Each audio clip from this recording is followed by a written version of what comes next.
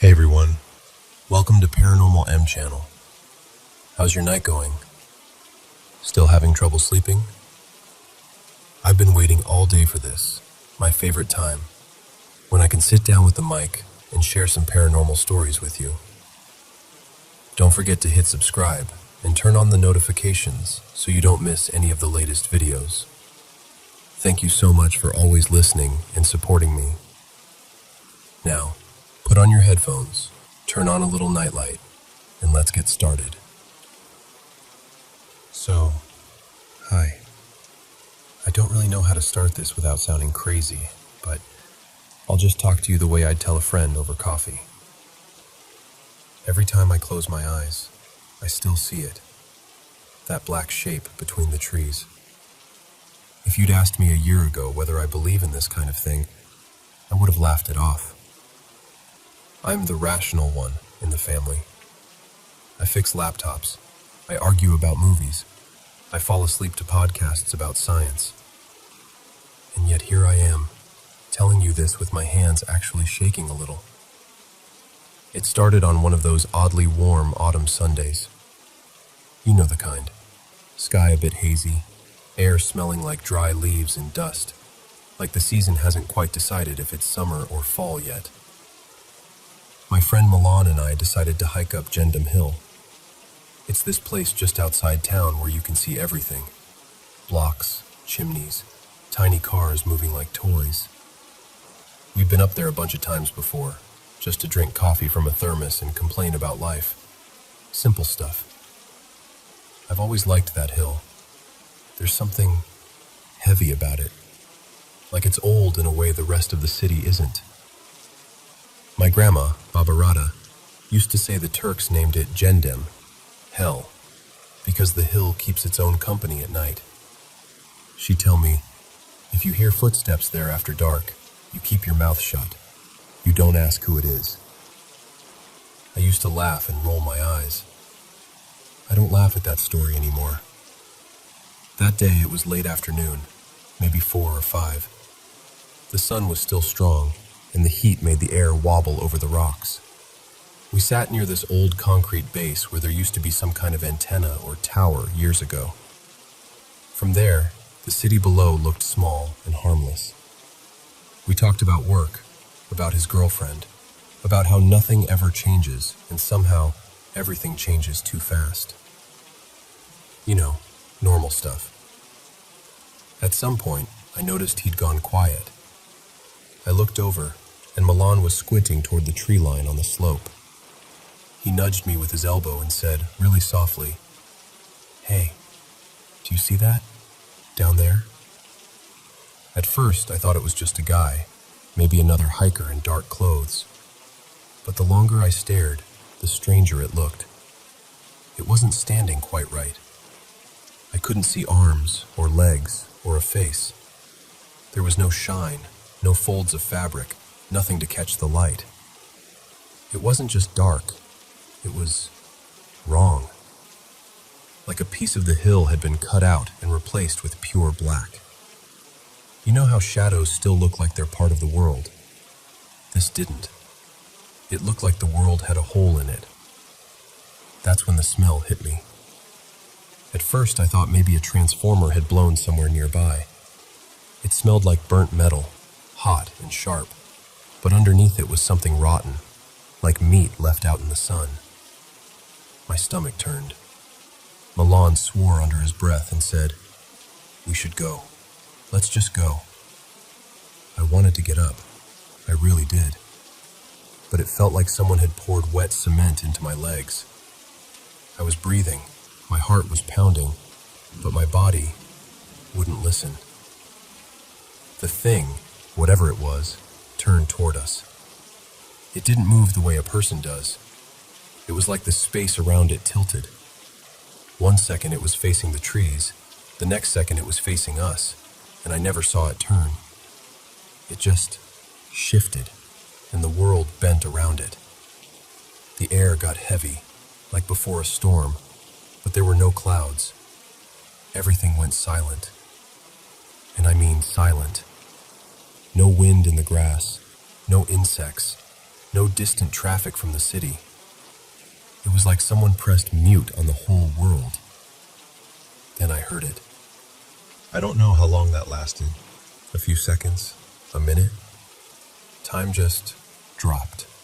And then, as suddenly as if someone flipped a switch, it was gone. No walking away, no fading. Just one moment it was there. The next, there was a patch of ordinary trees and dry grass, like nothing had ever been wrong. I gasped like I'd been underwater. When I looked to my left, Milan was already halfway down the path, stumbling, yelling at me to move.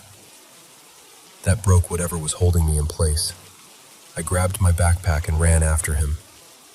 The whole way down, I kept expecting to feel that heavy silence again, or smell the burnt metal, or hear that scraping whisper. But it was just the sound of our feet and our breathing, too loud and too human. At the bottom of the hill, near the first houses, we stopped. He looked awful, white as chalk, eyes wide, sweat drying on his face like he'd been running for hours. We stood there for a bit, not saying anything. Finally, he shook his head and muttered, almost too quietly to hear, "Don't come looking for me after this, okay? I don't want to talk about it. I don't want to remember." And then he just turned and walked away. That night, I tried to be normal. I made dinner, put on a stupid show, scrolled on my phone. But every time I glanced at the dark corner of the room, my chest tightened. I went to bed with the light on. The next morning, I texted him, "You okay?" No answer. In the evening, I called. It rang and rang, then went to voicemail. 2 days later, I ran into his cousin at the store. She looked exhausted. When I asked about him, her eyes filled up. She told me Milan had been taken to the hospital. He'd started waking up in the middle of the night, screaming, saying, "The black one is at the window. It knows I can see it." He wouldn't sleep. He wouldn't eat. He just kept staring at the curtains, waiting for something only he could see. I haven't gone to visit him, and I hate myself a little for that. But I don't know if I could handle seeing that look on his face again. As for me, I haven't been the same either. I used to love the dark. I'd sit on the balcony with the lights off and just watch the city. Now, when I turn off the lights in my apartment, I get this feeling like the dark is watching me back. Sometimes I'll catch something at the edge of my vision, just a shape, a patch of black that's somehow darker than everything else. When I look straight at it, it's gone, but the feeling stays. On really bad nights, when the apartment is too quiet, I swear I can hear that sound again. That faint, metallic whisper, like someone breathing through a mouthful of rusted nails, right behind my ear. I tell myself it's just my brain, stuck on what happened. That fear is a kind of echo, and echoes eventually fade. That's what I tell myself. But then there was last week. I was standing on my balcony, late, almost midnight. From there, you can see the outline of Gendham Hill against the sky. Just a dark shape, nothing special. I'd been avoiding looking at it, honestly, but that night my eyes drifted up there on their own. Right at the top, where we'd sat that day, I saw it. A figure, completely still. Not moving, not shifting its weight, just there. A darker shadow against the dark hill. The same wrong black, like a piece of the world had been cut out. I blinked, rubbed my eyes, looked again. It was still there, facing the city. And I got this horrible, quiet feeling, not like it was watching the whole town, but like it knew exactly where I was standing. That if I lifted my hand to wave, it would somehow see it. I went back inside and shut the door. I don't even remember locking it, but I must have, because I woke up later to the sound of the key still rattling in the lock from my shaking hands. But deep down, under all the maybe and all the logical explanations, there's this one stubborn thought that won't budge.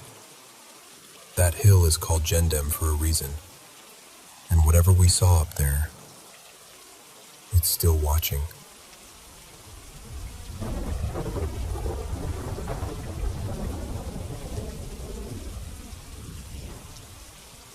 So, I haven't thought about that summer in a long time, but now that it's in my head, it won't leave.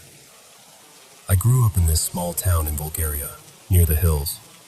Back then, when we were teenagers, we were always sneaking around places we weren't supposed to be. Old factories, half-collapsed barns, abandoned schools. Just dumb, we're invincible kind of stuff, you know? One day my friend Alex tells us his family has this old house out in the countryside, maybe 10, 12 kilometers from town. It used to belong to his great-uncle. Nobody had lived there since the man died. Alex said, "We can go for the weekend. No neighbors, no parents. We can drink, smoke, play music as loud as we want." Sounded perfect. But the moment we saw the place, my stomach just dropped. You ever get that feeling before anything actually happens? Like your body knows something you don't? The house was this sagging 2-story thing with missing roof tiles and a gate that didn't quite close. The yard was overgrown, with weeds and nettles up to our knees. One of the shutters was hanging by a nail, banging softly whenever the wind hit it just right. When we opened the front door, a wave of cold, stale air hit us. It smelled like damp wood and something old, like a wardrobe that hasn't been opened in decades. Inside, it looked like time had just stopped. There were heavy wooden chairs, a lace tablecloth on the dining table, a bowl without any fruit, just dust. Family photos on the walls, so faded you could barely make out the eyes, just shadows where faces used to be. In the living room, above a little fireplace, there was this square wall clock, cream-colored, with a glass front cracked in one corner. Its hands were stuck at 11:41. Of course, we started with the ghost jokes. We were 15, 16. Of course we did. We spent the evening playing cards, passing around cheap beer, trying cigarettes we pretended we weren't choking on. The sun went down, the house got darker, but the party mood kind of carried us along for a while. But sometime after midnight, it got too quiet. The kind of quiet where you suddenly notice every little sound your body makes. Swallowing, breathing, shifting on the old couch. Around 1 a.m, I went outside to pee. There was this old stone well in the yard, and the moon was so bright it made everything look almost silver. The air felt heavy, like it was pressing on my shoulders. I was standing there, looking up at the sky, when I heard footsteps behind me. Slow, heavy, deliberate. You know how your whole body just locks up? That's what happened. I didn't even turn around at first. I just listened. Step, step, step. When I finally forced myself to turn, there was nothing there. Just the weeds moving a little. No road nearby, no lights, no voices. Just us and that dead, empty yard. I tried to laugh it off, but it came out more like a cough. I went back inside, trying not to look like I was spooked. I told Alex, "Hey, I think someone's walking around out there." He was sitting on the floor, back against the wall, a half-finished beer in his hand. And he looked at me with this expression that was too serious for the situation. "That's normal," he said. I remember those exact words. "That's normal." I kind of snorted. "What, you've got night guards in the middle of nowhere?" He shook his head. "No, it's just my uncle. He died here. My grandma says he still checks the house." He said it so casually, like he was telling me his uncle still came by on Sundays. I waited for the punchline, for him to grin and nudge the guy next to him, but his face stayed flat. A little sad, actually. It sounded like something heavy falling. A chair, maybe. The kind of sound that has weight to it. The thing is, that room was empty. We'd looked earlier. just bare floorboards and a wardrobe with its doors hanging open. We all went quiet. No more jokes. No one moved. Then we heard another sound. A slow dragging, like a table leg scraping across the floor. Stop. Then again, drag. Stop. Drag. It was coming from that same empty room. Nobody wanted to go check. And honestly, I'm glad we didn't. Instead, our attention snapped back to the living room because we heard something else. Tick. We all turned toward the clock above the fireplace. Remember, when we came in, its hands were frozen at 11:41. I had noticed it earlier because the number 4 was written as I instead of IV, and we'd made a stupid joke about it. Now the second hand was moving, but it wasn't moving right. It didn't go forward like a normal clock. It didn't go backward either. It shivered. Tick, tock, tock, tick, tick, tock. It was like it couldn't decide which direction time was supposed to go. One of my friends whispered, no way, under his breath, and I could hear his voice breaking a little. The ticking grew louder, not just in volume, more like presence. It felt like there were dozens of clocks all around us, all ticking out of sync, filling the room, pushing against our ears. That's when the single naked bulb in the ceiling flickered. Once, twice, then stayed on, but dimmer, like something was sucking the energy out of it. Nobody said, "Let's get out of here." We just stood up at the same time, like we were all being pulled by the same string, and bolted out the door. Outside, the night felt sharper, colder. I remember my hands shaking as I tried to light a cigarette, the flame of the lighter dancing like it was scared too. Alex took out a candle from his backpack, this short, white church candle. I didn't even know he had it. He stuck it into the dirt near the front steps and lit it. "For him," he said quietly. Nobody asked who him was. We all knew. We stood in a loose circle around that little flame, watching it bend and straighten, like someone was breathing on it. There was no wind, not even a breeze. The trees were perfectly still. Every now and then the flame would pull sideways, then stand up again, like someone leaning in close, then pulling back. When the candle had burned low, wax spilling over into the grass, Alex just stared at it. He had this far-off look, like he was listening to something we couldn't hear. After a while, he said, "We should go back in. He doesn't like it when the house is empty." Which is a horrible sentence, by the way. I still hate that he said it like that. But we followed him. The living room felt heavier when we walked in, like the air itself was thicker. There was a faint smell of smoke, but none of us had smoked inside. Our packs of cigarettes were still in our jackets by the door. And the clock wasn't stuck anymore. The hands were moving. Smooth, normal, easy. The second hand ticked like any other clock. The time was 3:13 a.m. We just stood there, shoulder to shoulder, watching it. The ticking was soft now, almost gentle, like a lullaby after a scream. Then, when the minute hand clicked over to 3:15 exactly, the clock stopped. Not slowed, not stuttered. Stopped. The tick disappeared so suddenly, it was like someone pressed mute on reality. That silence. I can't explain it properly. It wasn't just no sound. It felt full, like the room was listening, like something had just finished what it came to do. I looked over at Alex. All the color had drained from his face.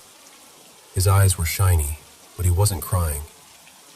He just stared at the clock and whispered, "He's done." None of us argued. We grabbed our bags, our bottles, whatever we'd brought, and left the house as quickly as we could without breaking into a full sprint. Nobody wanted to be the one who started running first. The walk back to the main road was quiet. No jokes, no teasing, no, "That was crazy, huh?" We just trudged along the dirt path, listening to the crunch of our footsteps. In the years after, that house got sold, then renovated. Then I heard it burned down. I don't know what's true and what's small-town gossip. I never went back to check. Alex and I lost touch eventually, like people do. Life moved on. Different cities, different jobs, different problems. But sometimes, when I'm up late at night and the apartment is completely still, there's this moment right before I fall asleep when I swear I can hear a clock I don't own. Tick-tock, tock-tick. And here's the thing. I will tell anyone who asks that I don't believe in ghosts. But I've never, not once, asked Alex what actually happened to his uncle in that house. And I don't think I ever will.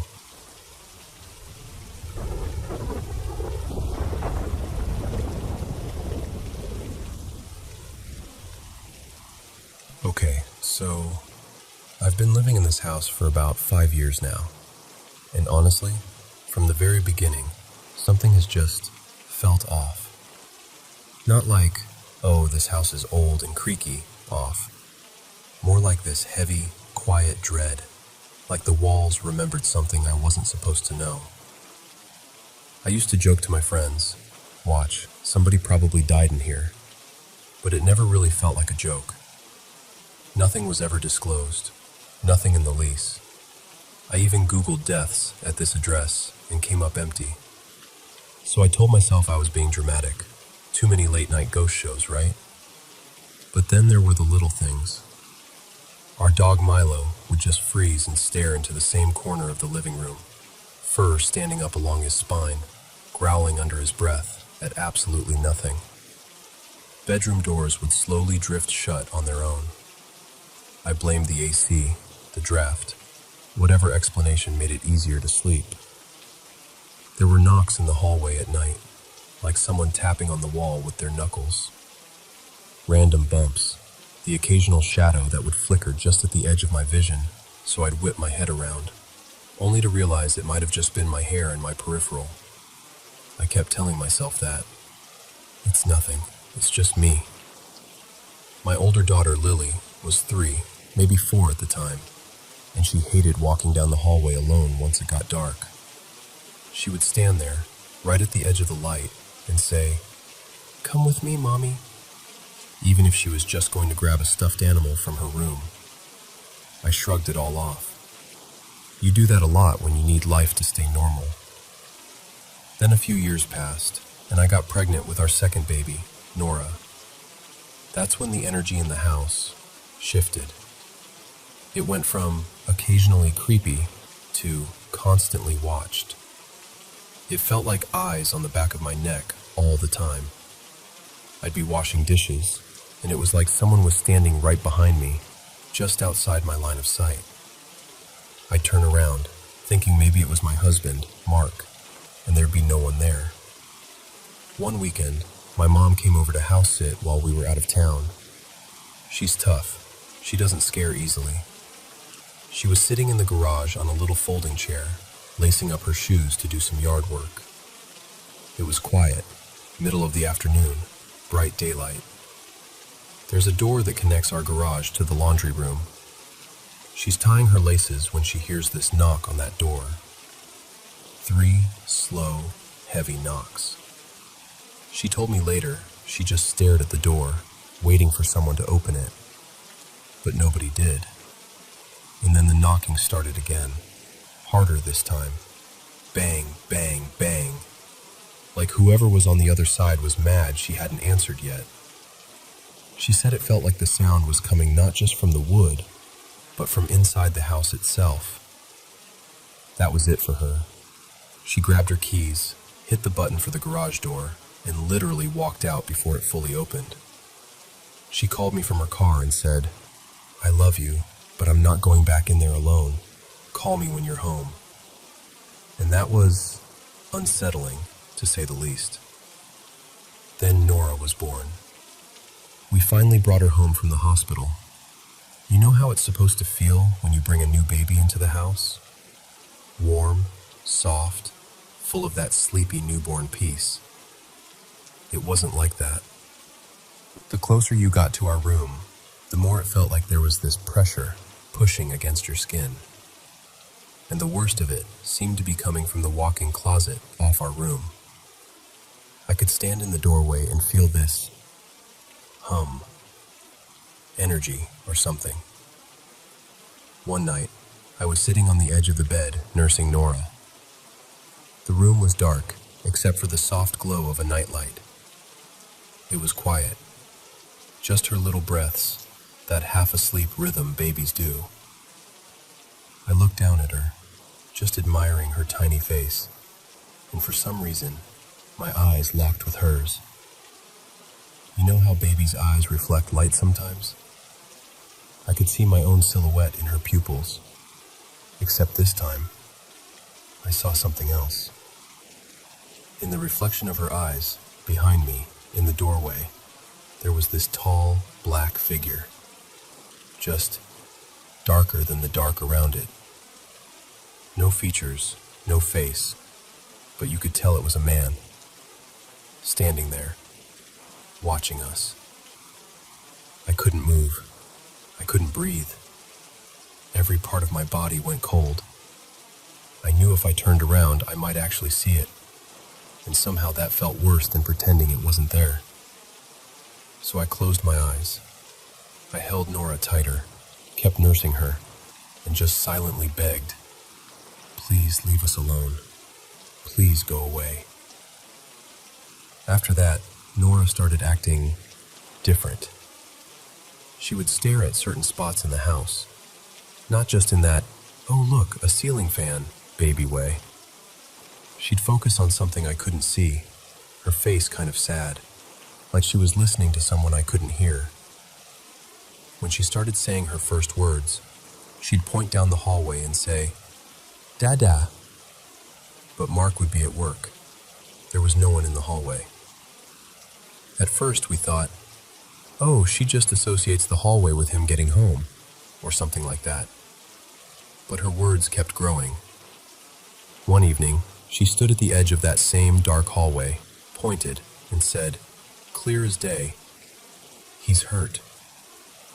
I froze. I said, "What, baby?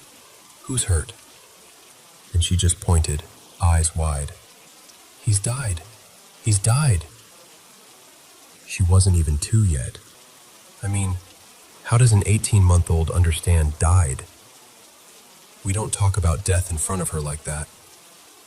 Mark and I just stared at each other, and I could see in his face that whatever excuses we'd been making were starting to fall apart. It didn't stop there. Now, if the hallway light is off, Nora will stand at the edge of it and whisper, "Scary. Hurt."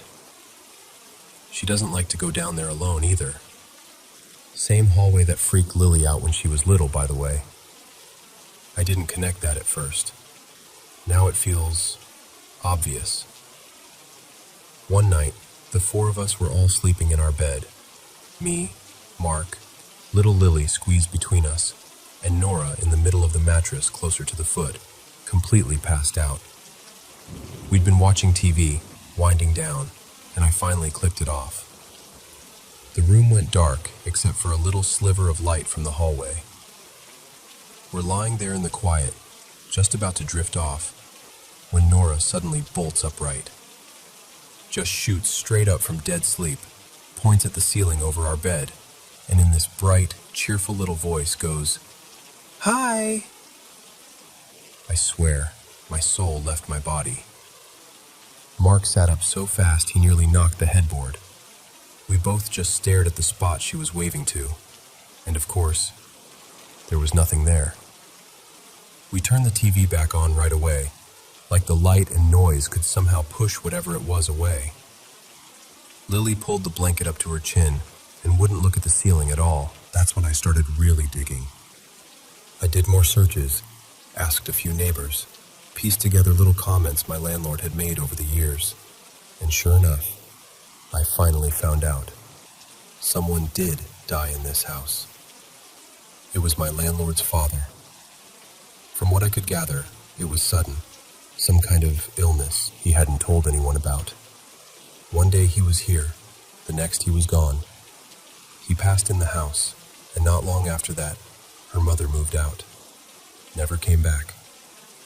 My landlord, let's call her Mrs. Reyes, has had chances to move in herself. I've heard her son, Eric, gently push her, saying she should either sell the place or fix it up and live here. She always brushes it off.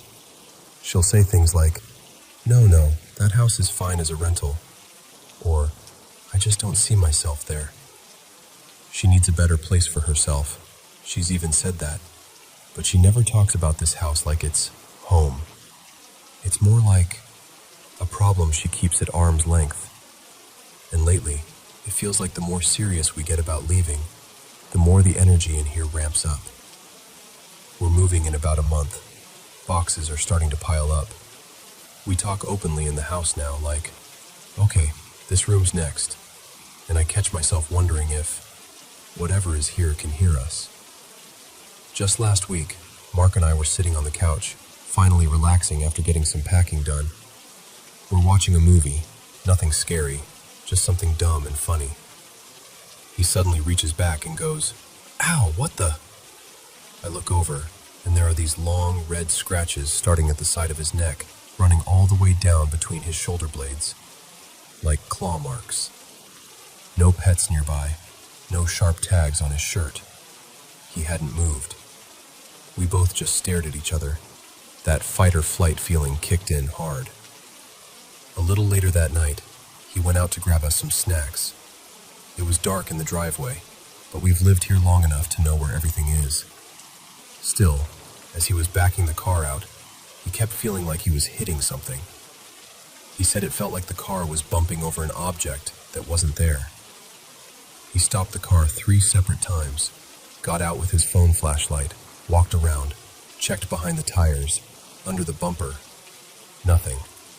Smooth pavement. No toys, no rocks, no trash. He called me from the car, voice shaky, and said, "I don't know what's going on, but it feels like something doesn't want me to leave." And then, that same night, I shot awake from a dead sleep. Heart pounding, sheets cold with sweat. I rolled over to check the time on my phone. It was 3:17 a.m. You know how sometimes you see a time and just know it means something? That's how it felt, like being shaken awake. So now here I am, packing up our lives, feeling the air in this house getting heavier by the day, like it's pressing against my chest. And I keep wondering, when we turn in the keys, do I tell Mrs. Reyes what I think? Do I look her in the eye and say, "I think there's a man's spirit in your house, and I think it might be your father, and this place needs to be blessed"? Part of me thinks I should just leave, take my kids, my husband, my dog, and walk away. Let it be someone else's job to figure out what's going on here. But another part of me, the mom part, the human part, feels like I'd be abandoning the next family who moves in, the way no one warned us. So I don't know yet what I'm going to do. All I know is, this house never felt empty, and the closer we get to leaving, the more it feels like it knows.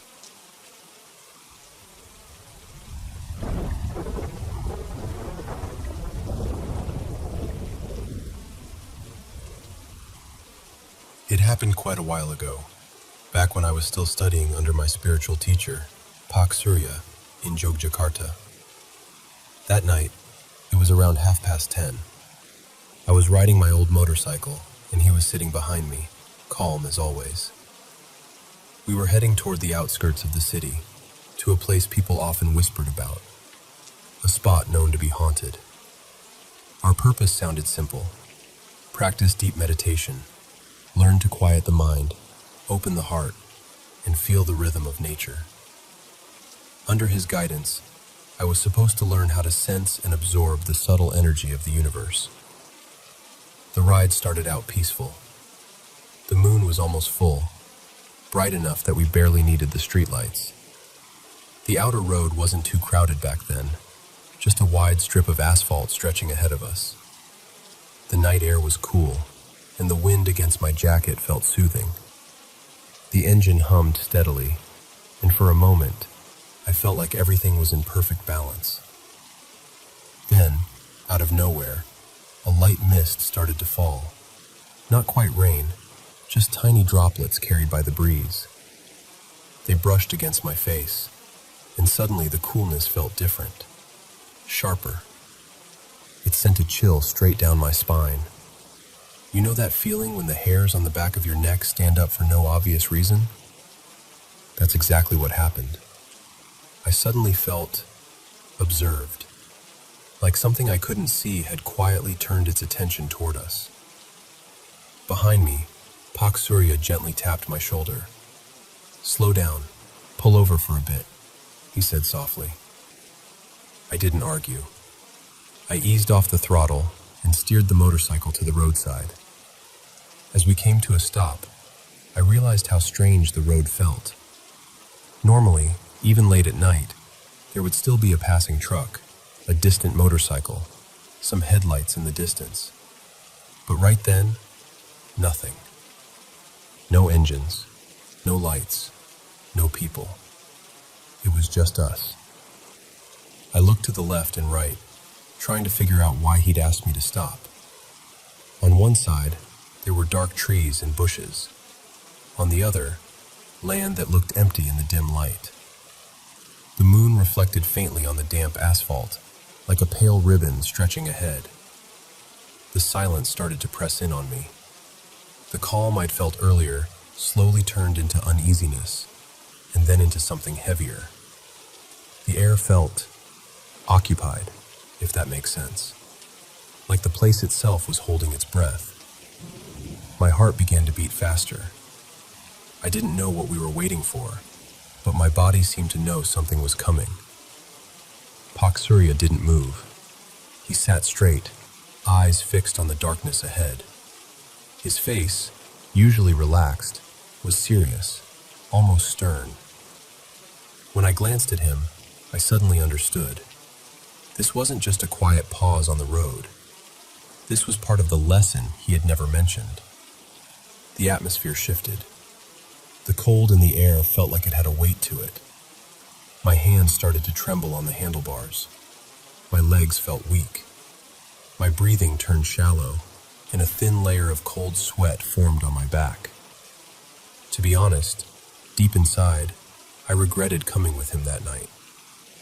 Before that fear could swell into full-blown panic, he leaned forward and placed his palms close to my face, without touching me. His hands hovered there, and he began to whisper a short incantation, so quietly that I couldn't make out the words, just the rhythm of his breath. The moment he finished, I felt something, like a warm current spreading from my chest to my arms, my head, down to my feet. The trembling eased just a little, but at the same time, my senses sharpened. It was as if a thin curtain had been pulled away from my eyes, and then I saw it. At first, my mind refused to accept what I was seeing. It was a snake, but not like any normal snake. Its body was as thick as an oil drum, maybe thicker. The length of it stretched across the road and kept going. I couldn't see where it ended. Its scales were a strange mix of golden and greenish copper, each one almost as big as my palm, catching and reflecting the moonlight with every slow ripple of movement. I could hear it too, the faint scraping sound of its scales against the damp asphalt, like someone dragging heavy chains very slowly. That sound, it still echoes in my memory.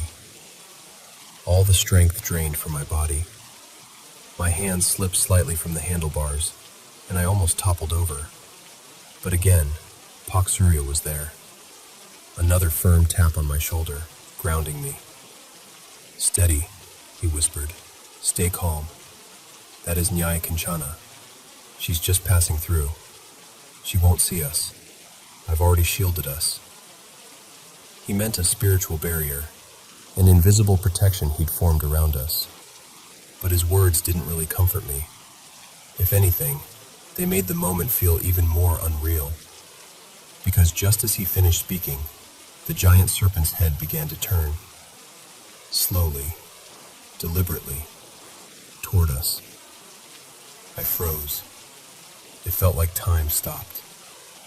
And that's when I realized the head was not that of a snake. What faced us was the upper form of a woman, so beautiful it hurt to look at her. Her long black hair flowed down her back, glistening as though each strand carried its own thread of moonlight. Her skin seemed to glow faintly. On her head rested a delicate crown, silvery and intricate, like something from an old legend. Her eyes, that's what I remember most. They were deep and shining, with a sadness and a knowing that felt ancient. In that instant, all my fear shifted into something else. I was captivated, drawn in. It felt like my mind and heart were being pulled toward her. Every instinct that had been screaming in fear just moments before went quiet. I wasn't thinking about danger anymore. I wasn't thinking about God, or my teacher, or even myself. I only felt this overwhelming fascination, like I was standing at the edge of a beautiful, endless abyss and being invited to step forward. Then, thwack! A sharp, painful slap landed on my shoulder. Paksurya's voice cut through the haze, firmer than before. "Wake up," he snapped. "Don't look into her eyes too long." His words broke whatever spell I'd been under. I inhaled deeply, like I'd been holding my breath. My heart started racing all over again, but this time I was aware of how close I'd come to losing myself without even realizing it. The serpent woman slowly turned her gaze away and continued her crossing, moving with a grace that was almost unreal. The sound of her scales against the road continued in that slow, steady rhythm. That night, I learned something I've never forgotten. Not all beauty is meant to be trusted. Sometimes, what looks the most enchanting on the surface is exactly what is meant to trap you. After a moment, my teacher tapped my shoulder again, gentler now. "That," he said quietly, eyes still following the creature, "is a snake spirit. Some people seek her out. They make pacts. They offer rituals and promises, hoping for instant wealth. And many of them get it." He paused, letting the words sink in. "But what they don't see," he continued, "is the price that follows. In the end, the soul is what's taken. Nothing given by that kind of spirit is ever free." "Look at the size of those scales," he said softly. "The bigger and clearer they are, the older she is. When they're still young, the scales are smaller, dull, the colors flat. This one," he exhaled slowly, "she's old, maybe hundreds of years." A fresh shiver ran through me. The idea that something like that had been slithering through the unseen corners of our world for centuries made my skin crawl. He added, "Notice how she moves, not hiding, not rushing. That's a sign she's no longer bound to anyone. Wild now. Free. Usually, snake spirits that are kept by humans only appear in certain places at certain times, when they're summoned, when there are offerings or special mantras. But this one, she goes where she wishes." We watched until finally, the last part of her body slid off the asphalt and vanished into the shadowy trees. The road became empty again, as if nothing had happened. But the feeling in my chest told me otherwise. Paksurya drew in a deep breath and lifted his gaze toward the sky, where the moon was still shining calmly. as if the universe hadn't just revealed a secret right in front of us. "God's creation is truly strange and wondrous," he murmured. "There is the world we see every day, and there is another world, hidden, but just as real. Tonight, you were allowed to peek into that hidden side. Remember this. Don't let yourself be dazzled. Don't be greedy for easy promises, especially those wrapped in mystical beauty. Most of the time, behind them lies only deception." I didn't say anything. I couldn't, really. My body still felt weak, and my mind was a mess of fear, awe, and disbelief. But inside, I knew something had shifted. The image of Naya Kinchana's face stayed with me. Beautiful, otherworldly, and terrifying all at once. It burned itself into my memory, and it has never left. That night became a turning point in my spiritual journey. After that, I wasn't just curious anymore. I was cautious. I understood, in a way I never had before, that the unseen world is real, and that not everything that shines in the dark is meant to be touched. And every time I ride along a quiet road under the moon now, I still remember that night. And I silently remind myself not to be blinded by beauty, and never to trade my soul for anything that glitters.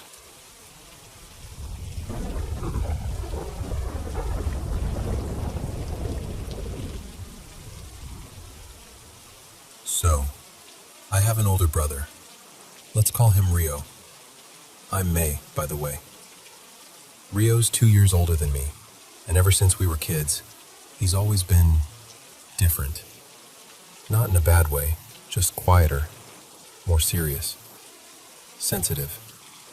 When other boys were outside kicking soccer balls around, yelling and scraping their knees, he'd be inside, sitting cross-legged on the floor with a comic book or watching old movies. He hated loud noises. Even the sound of the vacuum cleaner made him frown and leave the room. I was the complete opposite. I was always running around outside, laughing too loud, coming home with dirt on my clothes and new stories about friends my parents had never heard of. Our relatives used to shake their heads and joke, "Are you sure these two weren't switched at birth?" But somehow, despite being so different, Rio and I got along really well. We didn't play the same way, but we talked a lot. We'd sit side by side on the couch, watching the same shows, sharing the same comic books. He'd point out little details in the panels that I never noticed, and I'd tell him the gossip from school. Back then, our family didn't have much money. We lived in this old, creaky rental apartment at the end of a narrow alley. The wallpaper was peeling, the pipes rattled, and the windows whistled when the wind blew. But that was just normal for us. One day, when I was still in elementary school, I remember looking at Rio and suddenly realizing he didn't really have any friends. I asked him, kind of bluntly, "Hey, Rio, aren't you lonely? You don't really have any friends, right?" He didn't get mad. He just answered calmly, "I'm not lonely. I have 2 friends here in the apartment. I talk to them all the time." That threw me off. "In the apartment? Where?" I asked. "I've never seen them." He said, like it was the most natural thing in the world, "They don't come out when everyone's awake. It's too noisy. They come out at night, when it's just me. That's when we talk." It sounded strange, but Rio was always scribbling stories in notebooks and making up worlds and characters. So I thought, okay, it's just his imagination again. I remember him mentioning those 2 friends a few more times over the years, casually, as if they were real people I just happened to miss. Time passed. I started middle school, and Rio was already in high school. One autumn weekend, our family went to visit my father's parents. They lived in a little house out in the countryside, surrounded by rice fields and persimmon trees. My grandpa, everyone called him Grandpa Sato, was one of those strong, old-fashioned men, a farmer his whole life. Sunburned skin, loud laugh, always a drink in his hand when the work was done. He never seemed weak, never sick. The idea of him being fragile, it just didn't exist to me. On the way back home, I was sitting in the back seat of the car, next to Rio. It was already dark outside, and the highway lights were sliding past in slow, yellow streaks. Rio leaned in a little and whispered, just loud enough for me to hear, "Grandpa doesn't have much time left." I stared at him. "What? What are you talking about? He looks totally fine." Rio kept his eyes forward and said quietly, "You'll understand soon. Grandpa doesn't have any color left." I blinked. "No color? What does that even mean?" He didn't answer. He just turned his face toward the window, and I couldn't read his expression at all. By that point, I had already started to suspect that Rio had something. You know how people talk about a sixth sense? I wouldn't say it out loud to anyone, but in my head, I'd already labeled it that. So when he said, "Grandpa doesn't have any color left," a chill crawled up my spine. That night, I just lay in bed, staring at the ceiling, feeling uneasy without knowing exactly why. A few days later, my parents got a call. Grandpa had gone to the clinic for a routine checkup, and they'd found something. After more tests, they diagnosed him with liver cancer.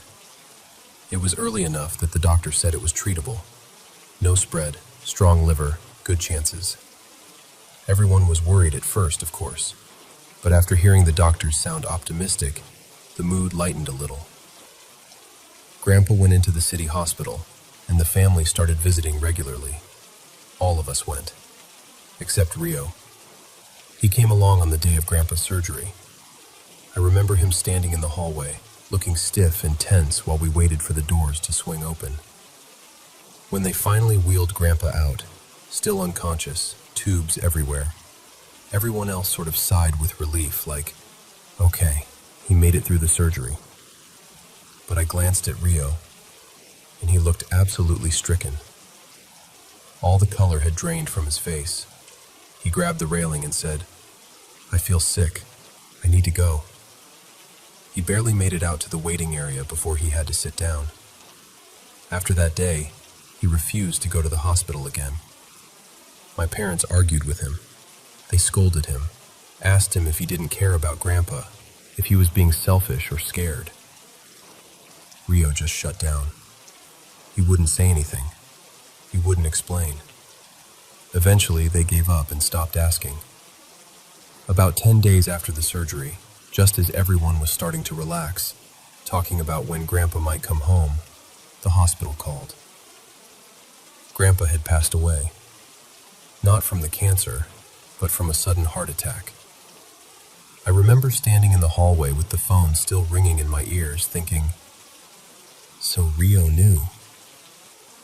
At the funeral, Grandpa's friends from the village came, all those old farmers with their worn hands and bowed backs. People were crying openly, but it was a familiar kind of sadness, the kind that comes with old age and illness. Rio stood a little apart from everyone, his shoulders hunched. He didn't make a sound, but tears just kept streaming down his face. I'd never seen him cry before. Even now, we're both in our 40s, and that remains the only time I've ever seen my brother cry like that. Much later, years later actually, we were having a quiet drink together. It was one of those rare nights when he was relaxed enough to talk about the past. Out of nowhere, he said, "When someone's close to dying, their color starts to fade for me." I set my glass down and looked at him. "What do you mean, their color?" He took a breath and continued.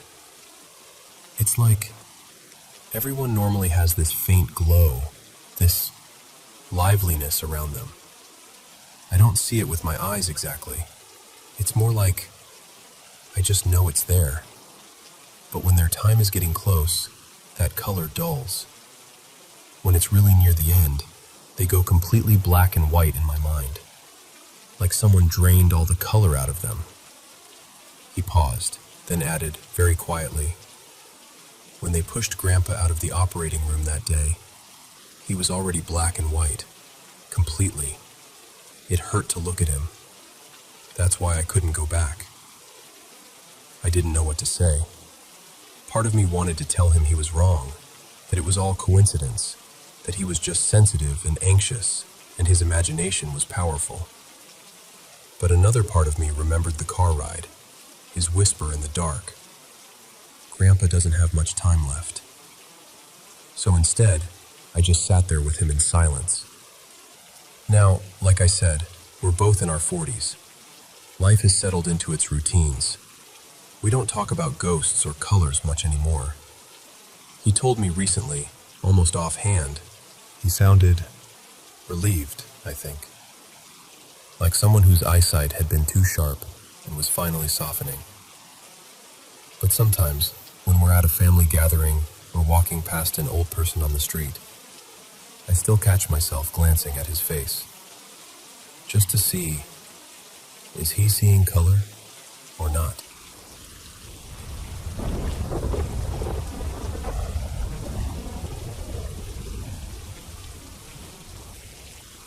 So, let me tell you this story from the beginning. A few years ago, I went to San Francisco with my friend, who I'll call Mia. We were doing all the classic tourist things, taking photos near the bay, eating way too many snacks, when we heard there was a craft beer and music festival happening near the pier. We went to check it out, but the place was packed. The line wrapped around the block, and one of the staff told us it'd be at least 2 or 3 hours before we got in. Mia and I just looked at each other like, yeah, no. We gave up and decided to wander over to a nearby shopping center instead. Inside the mall, there was this tiny fortune-telling booth tucked between a souvenir shop and a cafe. It wasn't a mystical fortune-teller's house or anything, just some curtains, a small table, and a sign with peeling gold letters.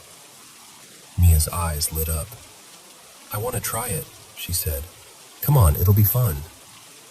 I didn't really care for fortune-telling, but she looked so excited I just said, Okay, let's go."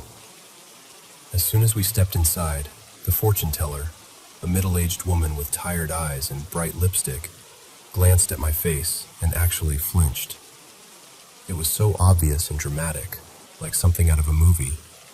I remember thinking, seriously? What kind of act is this? Mia sat down in front of her, and I took the chair right beside her. From that moment on, the woman never looked at me, not even once. She kept her eyes glued to Mia, shuffling her cards, tracing lines on her palm, and speaking in this calm, steady voice. She told Mia things like, "You should reconsider your friendships. Your social life is stagnant. You need new connections. Cut ties with the old and let fresh air into your life. Your luck will improve." I sat there listening, getting more and more irritated. I didn't say anything, but inside I was like, wow, subtle. I'm literally sitting right here. Mia must have felt the weird mood too, because she gave this awkward little laugh and said, Are you really saying all that with my friend sitting next to me?" And then, everything shifted. The fortune teller suddenly stood up. She finally turned to look at me, really look at me, and said in this firm, low voice, "This girl is truly a good person. You need to leave her." Both Mia and I just froze. Then the woman added, "If you care about her, you should leave her." I couldn't even process what she meant. I just stared at her, speechless. That's when Mia snapped. "That is so rude. What is wrong with you?" she shouted. We paid, more out of shock than anything, and rushed out of there. We ended up in a nearby bar district, drinking way too much and venting about how ridiculous that whole thing was. We laughed, we complained, we called the fortune teller crazy. 3 years later, Mia died from an aggressive form of ovarian cancer. She was in her early 20s. It was so sudden. Everything happened so fast, I barely had time to understand it. By then, I was already married. My husband, let's call him Daniel, supported me more than anyone. He held me when I cried so hard I couldn't breathe. He stayed up with me on nights I couldn't sleep. He never told me to get over it. He just stayed. A few years after Mia passed, I had started to feel like I could live again without drowning in guilt. That's when Daniel suggested a trip to New York City. "We should get away for a bit," he said. "Just the two of us." There was a little fortune-telling shop there too. When I saw it, my chest tightened. I remembered that day in San Francisco with Mia. Because of that, and because I never really believed in that stuff anyway, we walked right past it. Both Daniel and I loved to drink, so instead we slipped into this small, old Chinese restaurant nearby. The place smelled amazing. Garlic, chili, something roasted, and I was already feeling happier. But as soon as we stepped inside, I noticed an elderly woman, maybe in her late 70s, sitting near the counter. She was staring at me. Not just glancing, staring. It made me uncomfortable in a way I couldn't explain. Daniel noticed too. He leaned toward me and whispered, "Do you want to go somewhere else?" We'd really been looking forward to trying the place, so I forced a smile and said, "It's fine. Let's stay. I'm probably just imagining things." The whole time we were eating, though, I could feel her eyes on me off and on. I tried to ignore it. The food was incredible, the drinks went down smooth, and Daniel's jokes started to make me laugh for real. After a while, with the buzz of alcohol and the warmth of the food, I kind of forgot about her. Eventually, it was time to pay. The old woman came over to us with a smile, thanking us for coming, speaking a mix of English and what I assumed was Mandarin. She seemed normal, gentle even. I remember thinking, "See? I was just being paranoid. It's all in my head." Daniel must have thought the same. He smiled back, thanked her, and went up to the register to settle the bill. I stood up, grabbed my bag, getting ready to leave. And just then, the old woman leaned slightly closer to me. Her voice dropped so low only I could hear. "You shouldn't get too close to anyone," she said. "That person is really good. If you care about them, you should leave them." My mind went completely blank.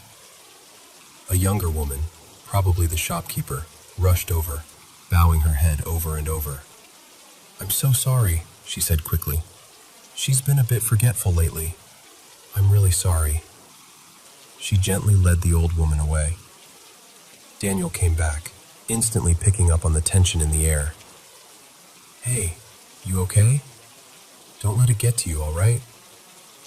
I forced a small smile. "I'm fine," I replied automatically. But inside, I was anything but fine. We went back to the hotel, and I tried to convince myself it was just a weird coincidence. Just an old lady saying something strange. Just my imagination connecting dots that weren't there. 2 years later, Daniel died of pancreatic cancer. He was still in his 20s. By that point, cancer felt like a shadow that kept reaching into my life. My mother and father had both died of cancer when I was a teenager. The grandmother who raised me also developed cancer when I was young, though it progressed slowly because of her age. She stayed with me until I graduated from university, and then she was gone too. It feels like every time I truly, deeply attach myself to someone kind, they're taken away. And now there's someone new. There's a man, let's call him Ren, who has proposed to me. He knows I was married before. He knows I watched my husband die. He knows about some of my losses, and even knowing that, he still chose me. He's gentle and funny and a little clumsy. We're both still in our 20s, still trying to figure life out. When I'm with him, I feel this quiet kind of happiness, Like maybe I can really start over. Like maybe I'm allowed to. I want to believe that. I really, really want to believe that. This person is really good. If you care about them, you should leave them. You shouldn't get too close to anyone. I tell myself fortune telling is nonsense. I tell myself they were just strange coincidences, that people say weird things all the time, that our brains are wired to find patterns, even where none exist. But then I think about Mia. I think about Daniel. I think about my parents, my grandmother, and I can't help it. I get scared. Scared that loving someone deeply is dangerous.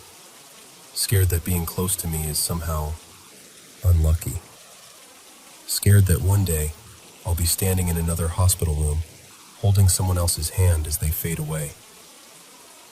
So here I am, talking to you, like I'm sitting across from you in a quiet cafe. I want to ask you something honestly, from the bottom of my heart. Do you think I should really ignore what they said? Do you think there's truly no need to believe in fortune telling? Even when its words keep lining up with the people I've lost?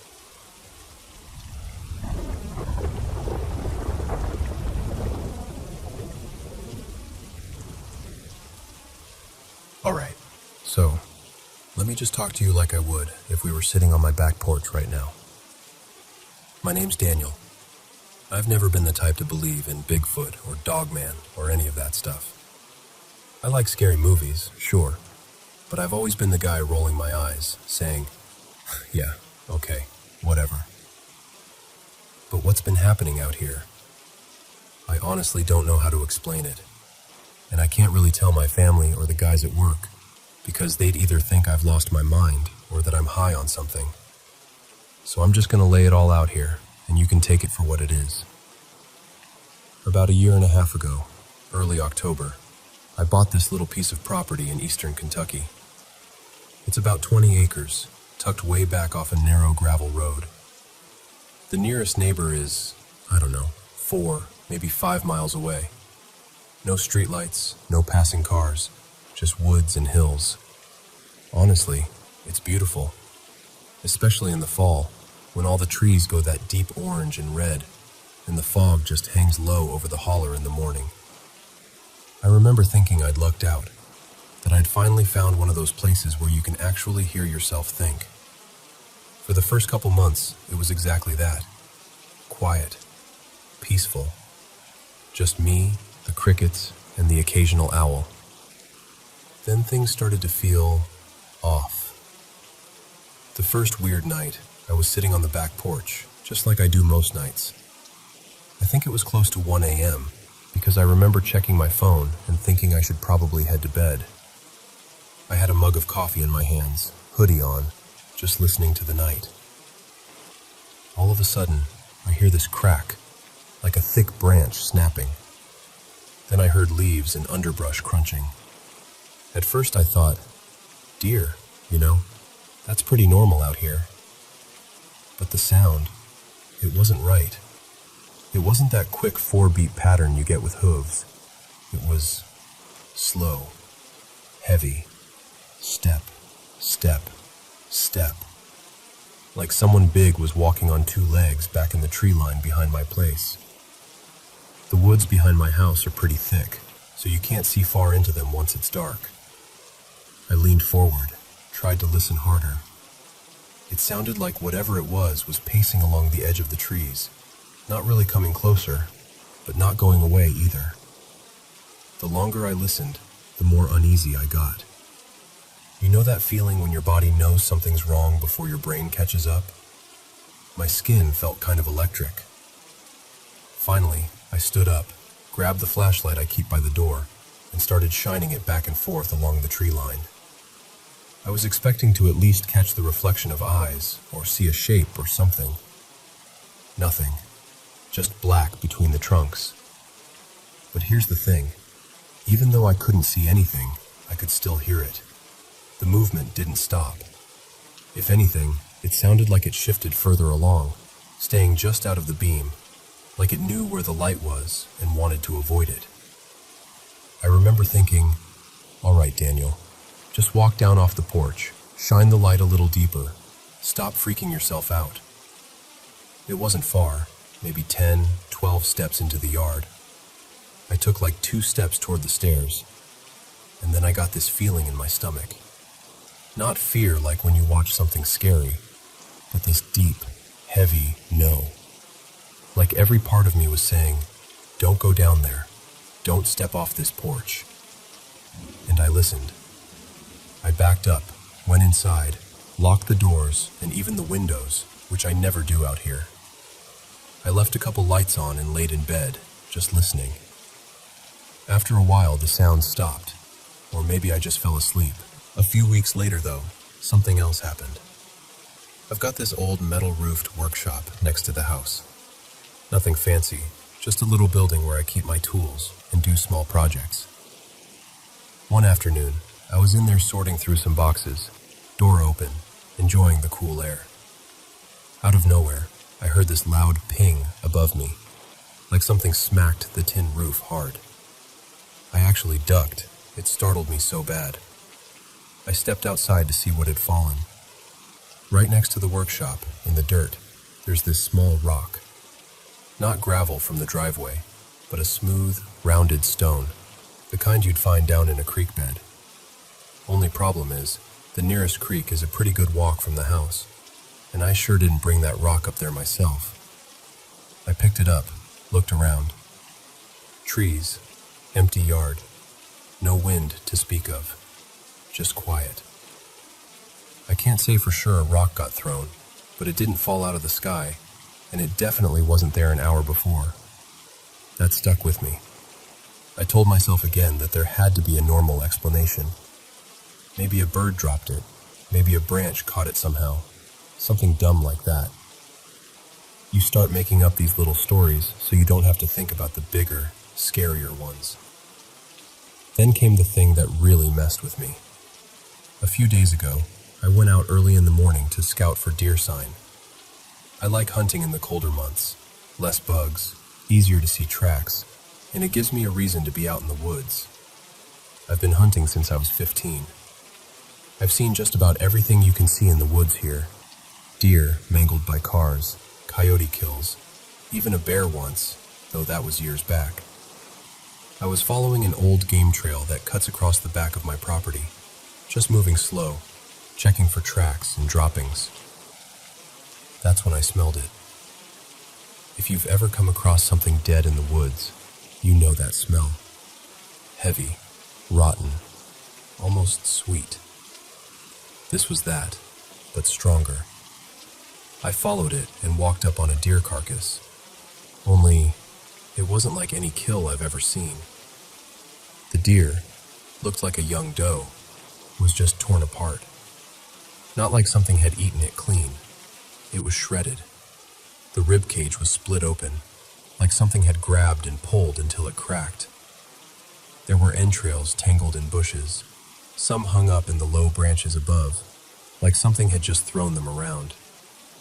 The hind legs didn't look chewed, they looked twisted, and the head was turned at an angle that didn't look right for a neck to break naturally.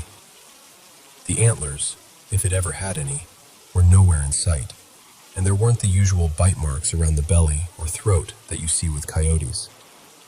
I crouched down. For some reason, I needed to see up close, even though every part of me was saying I should just back away. I looked for tracks. There were prints in the mud, but they were a mess, like something heavy had stomped around there, smearing everything. I couldn't make out a clear pattern. What got me was the way the meat was torn. The cuts weren't clean like a knife, but they were too deliberate to be just teeth. Some of it looked like it had been ripped by something with a grip. I remember thinking, if something did this, it did it with hands. Now, I don't know of any animal out here that drags intestines into trees and rips a deer apart like it's trying to pull it in half. Not in that way. I stood there longer than I should have, just listening. The woods were dead quiet. No birds, no squirrels, nothing moving. and I got that same feeling in my gut as I did on the porch that night. That heavy, you shouldn't be here feeling. So I backed away. I walked home the long way around, keeping my eyes on the tree line the whole time. I want to be really clear. I'm not saying I saw a Bigfoot. I haven't seen anything. I'm not trying to start some wild story or get attention. I'm just telling you what's been happening, exactly how I've experienced it. Whatever is out there doesn't feel like a regular animal, and it doesn't feel like a person either, because who in their right mind is walking around miles from the road in the middle of the night, throwing creek rocks at some guy's roof and tearing deer apart for fun?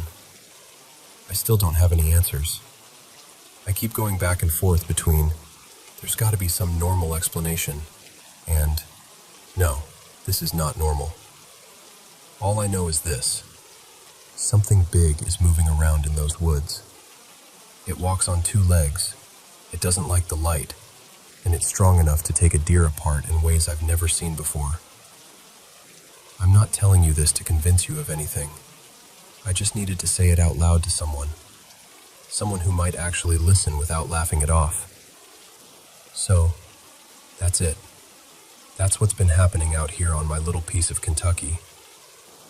If you've ever seen anything like this, or heard of something that fits, I'm all ears. Because right now, I'm just a guy sitting in his house at night, listening to the tree line, and hoping whatever's out there decides to stay there.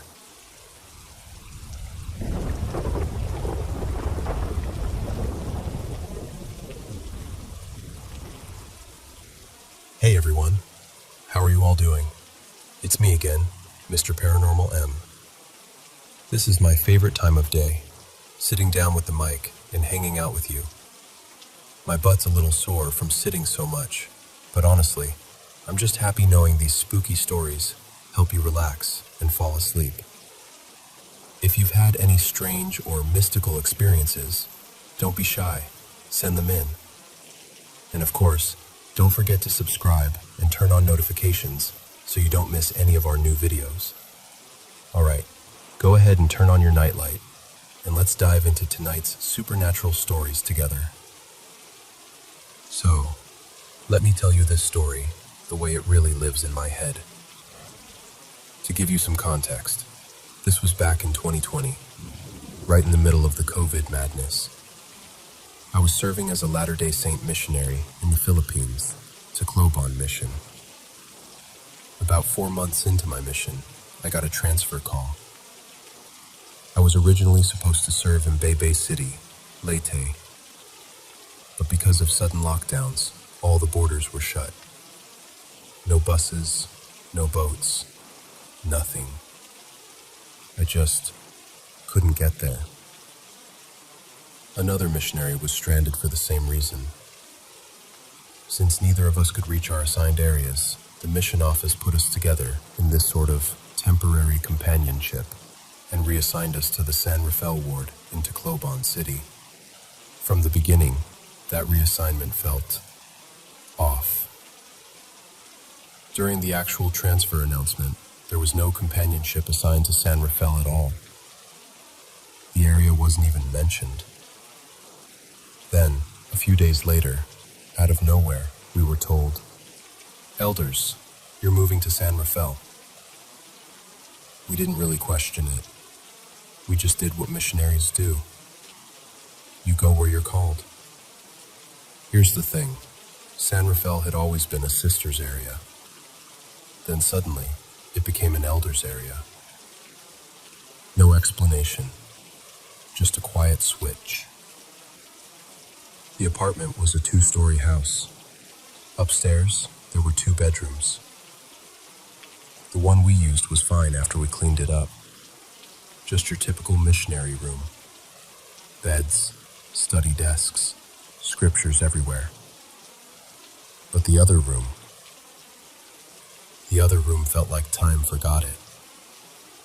The air was stale, thick in a way that made you want to breathe shallower. Dust covered the floor and the closets. There were old hangers on the clothing rods. like someone had once hung their proselyting clothes there and never came back for them. It looked like no one had entered for years. Downstairs was a dim living room where the curtains only let in this weak, tired kind of sunlight. Beside it was a small dining area, then the kitchen and laundry space. The bathroom was tucked inside near the back, small but usable. For the first few weeks, everything was normal. We studied, we prayed, we did online teaching. We laughed about our awkward Cebuano, just regular missionary life in a pandemic. Then one night happened. I was in the kitchen washing dishes after dinner. We'd just finished a video call with some members, and then my youngest sister called me. Let's call her Laura. I propped my phone up against a cup in front of the dish rack so she could see me while I scrubbed plates. Behind me were the stairs and the dining area. The apartment was pretty quiet, just the sound of running water and her voice through the speaker. We were in the middle of this light conversation. She was telling me some funny story about online school, when she suddenly paused. "Kuya?" she said, her voice shifting a little. "Ilang kayo diyan?" "How many of you are there?" I frowned. "Dalawa lang," I answered. "Just me and my companion." There was this tiny silence on the line.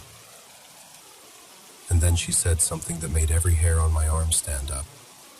"Ang dami kasi ninyong nakaputi." Because there are so many of you wearing white. I stopped scrubbing. I remember the water still running, my hands halfway in the sink. There were only 2 of us in the apartment. Yes, we were both wearing white undershirts in our garments. But she said she saw many people, all dressed in white, moving behind me. I turned around slowly.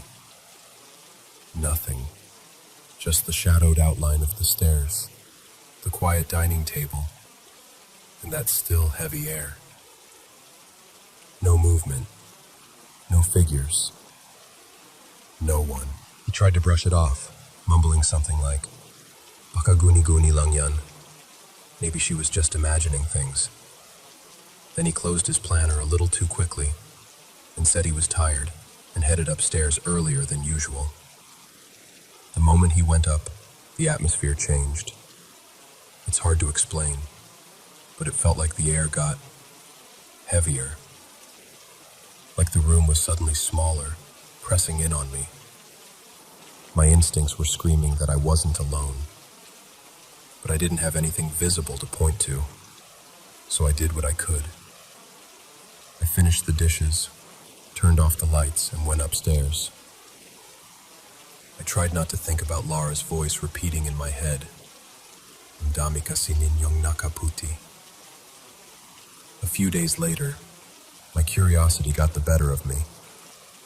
I started gently asking around during our member visits. I wanted to know why San Rafael, which had always been a sister's area, suddenly became an elder's area. I had this uneasy feeling that the abandoned room and the closed apartment weren't just about logistics. Eventually, one older sister in the ward, Nanay Tess, I'll call her, opened up. She told us that back when sister missionaries lived in that same apartment, strange things were already happening. One evening, she said, she went over to deliver dinner to the sisters. It was already getting dark. When she reached the gate, she noticed that the living room lights inside the house were off, so the whole first floor looked dim from the outside. But through the front window, she could clearly see several figures dressed in white standing inside. They weren't talking. They weren't moving around like normal people. They were just standing, facing in different directions, still, Thinking the sisters were home with guests, she called out to them from outside the gate. "Sisters!" The moment her voice broke the quiet, the figures suddenly ran, all at once, toward the stairs and up to the second floor. But here's the part that really bothered her. There were no footsteps, no creaking, no sound at all. Just the motion of them going up, and then silence. Startled, she stayed outside the gate, clutching the food container. A few minutes later, she saw the real sister missionaries walking down the street toward the house, just arriving from proselyting. They hadn't even reached the gate when she blurted out, "Akala ko nandito na kayo kanina. Ang dami niyo sa loob, nakaputi." When she told them what she had seen, the sisters went pale. They looked at each other, and then one of them quietly said that they had been experiencing things inside the apartment too. That's when they shared their side of it. One night, they said, they were upstairs, getting ready to go down and use the bathroom before bed. The door of that abandoned room, the dusty one, was slightly open. As they walked past, they suddenly felt this heavy, unsettling presence, like someone was watching them from inside the dark. Curiosity and fear mixed, and they glanced toward the doorway. That's when they saw them. Several pale faces, expressionless, peeking from the darkness of that room. Not one face, but many. Just there, half hidden, looking at them. They froze. Every instinct screamed at them to get out of the apartment. They decided to run downstairs and just get outside. But as they hurried to the stairs and reached the middle landing, they stopped dead in their tracks. At the foot of the stairs, in the living room below, more figures in white were standing there, silent, watching. No faces they could recognize. No emotion. Just that awful stillness. Then, one of the figures twitched, like its body was getting ready to move toward them. Like it was about to climb the stairs. When they finally told Nane Tess what they had experienced, the details matched what she had seen from outside that same week. Figures in white, silently moving up the stairs. A few weeks later, our mission president decided to temporarily pull the sister missionaries out of that apartment and move them to a different place while they sorted things out. And that's when they started sending elders into the area instead. Elders like me and my companion. When we heard this story, everything suddenly lined up.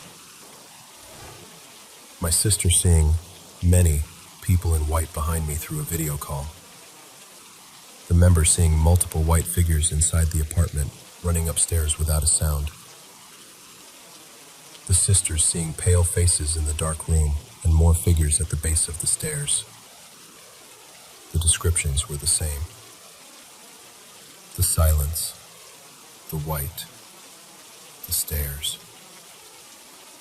I remember sitting there on that plastic chair in the member's house, my hands resting on my knees, trying to look calm.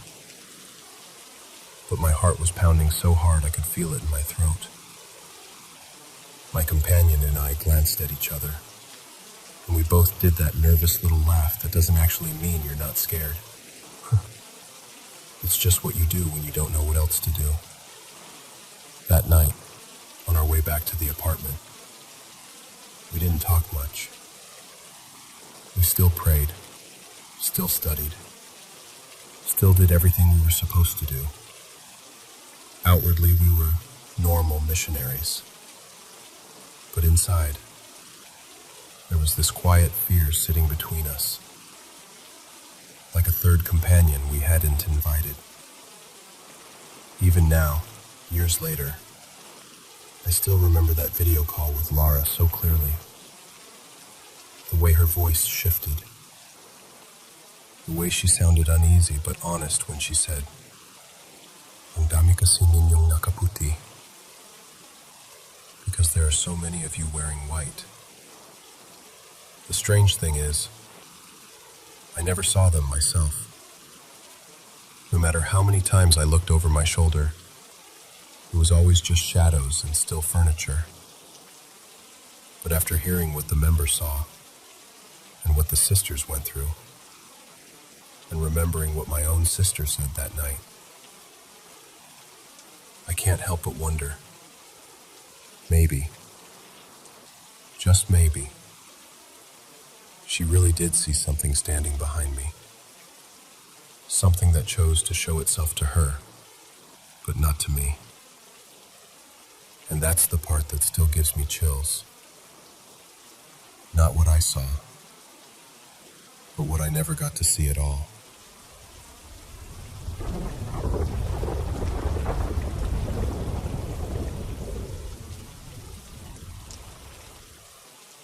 I honestly believe I was possessed by multiple spirits that night.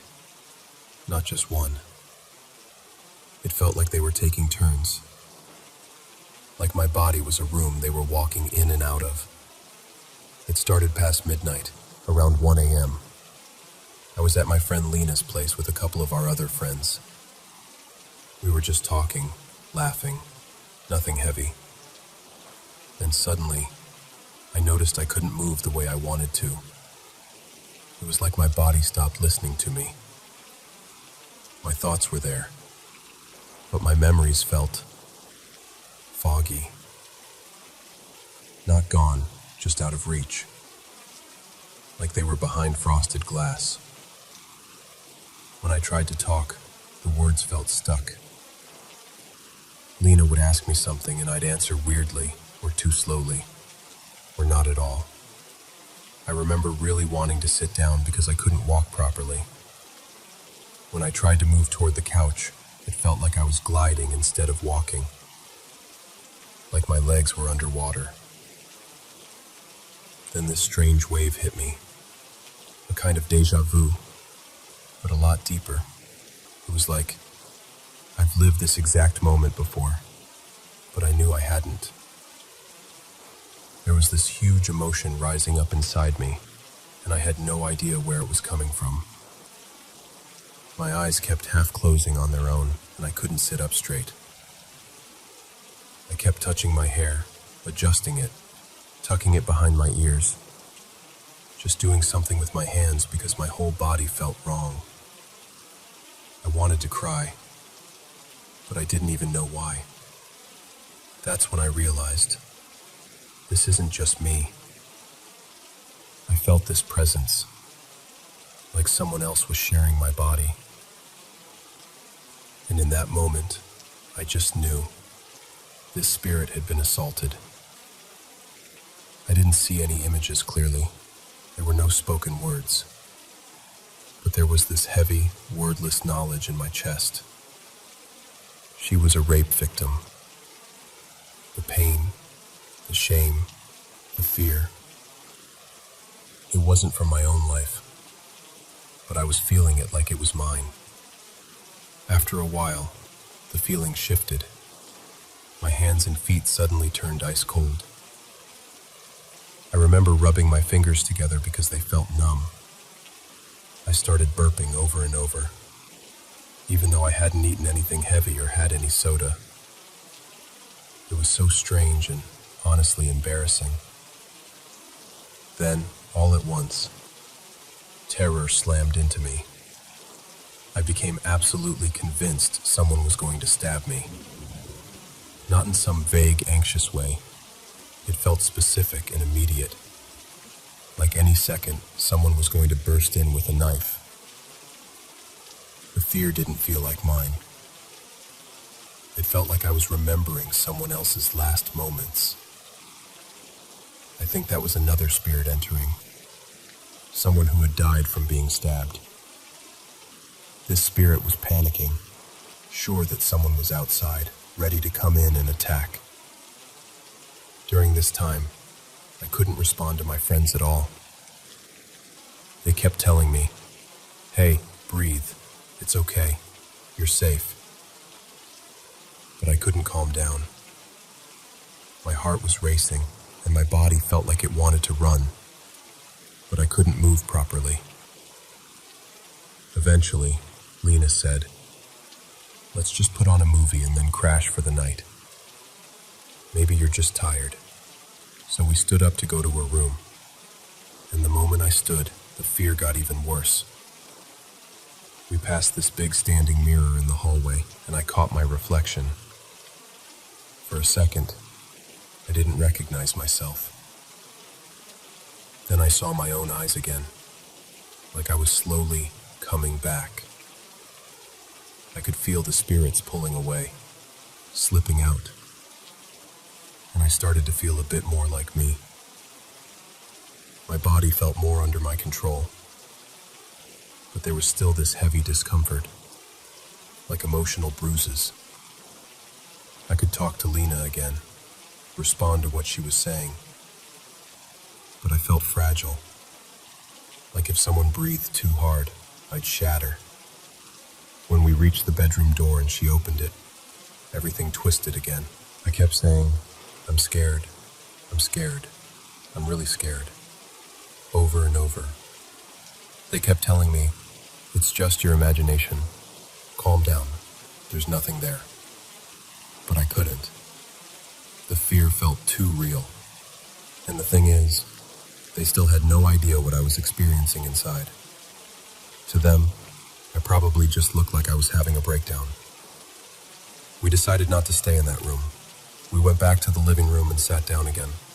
They tried to make the atmosphere lighter, just talking about random things, telling stories, laughing a little, pretending everything was normal so I wouldn't spiral more. I mostly stayed quiet, just listening. That's when I noticed a huge moth clinging to the ceiling, barely moving.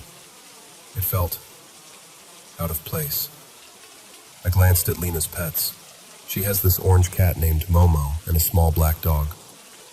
Momo was sitting completely still, staring at a spot near us like something invisible was standing there. The dog kept pacing between us and the hallway, tail half up, half tucked, acting both playful and uneasy. In my mind it clicked. They're seeing something too. Animals are sensitive. When they act strange for no reason, I always feel like they're reacting to something we can't see. By then, it was around 4:30, almost 5 in the morning. The sky outside was starting to lighten just a bit. As it got closer to dawn, I slowly felt myself returning more fully. My body felt like mine again. I could breathe more normally. The cold in my hands and feet faded, and the thoughts that weren't mine grew quieter. But pieces of the night kept replaying in my mind, like short clips on repeat. The heavy sadness, the stabbing fear, the red room, Momo staring at empty air. Now, it's been a full day since it happened, and my feelings are still all over the place.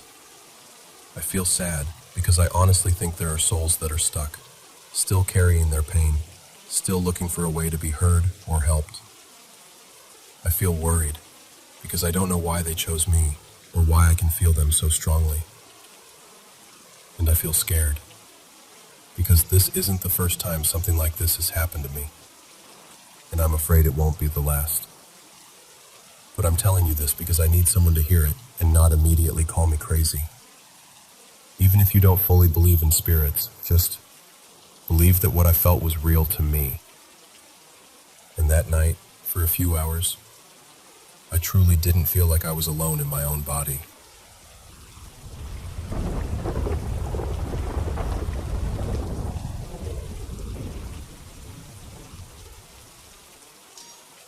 You know, I always tell people I wasn't a UFO person before this happened.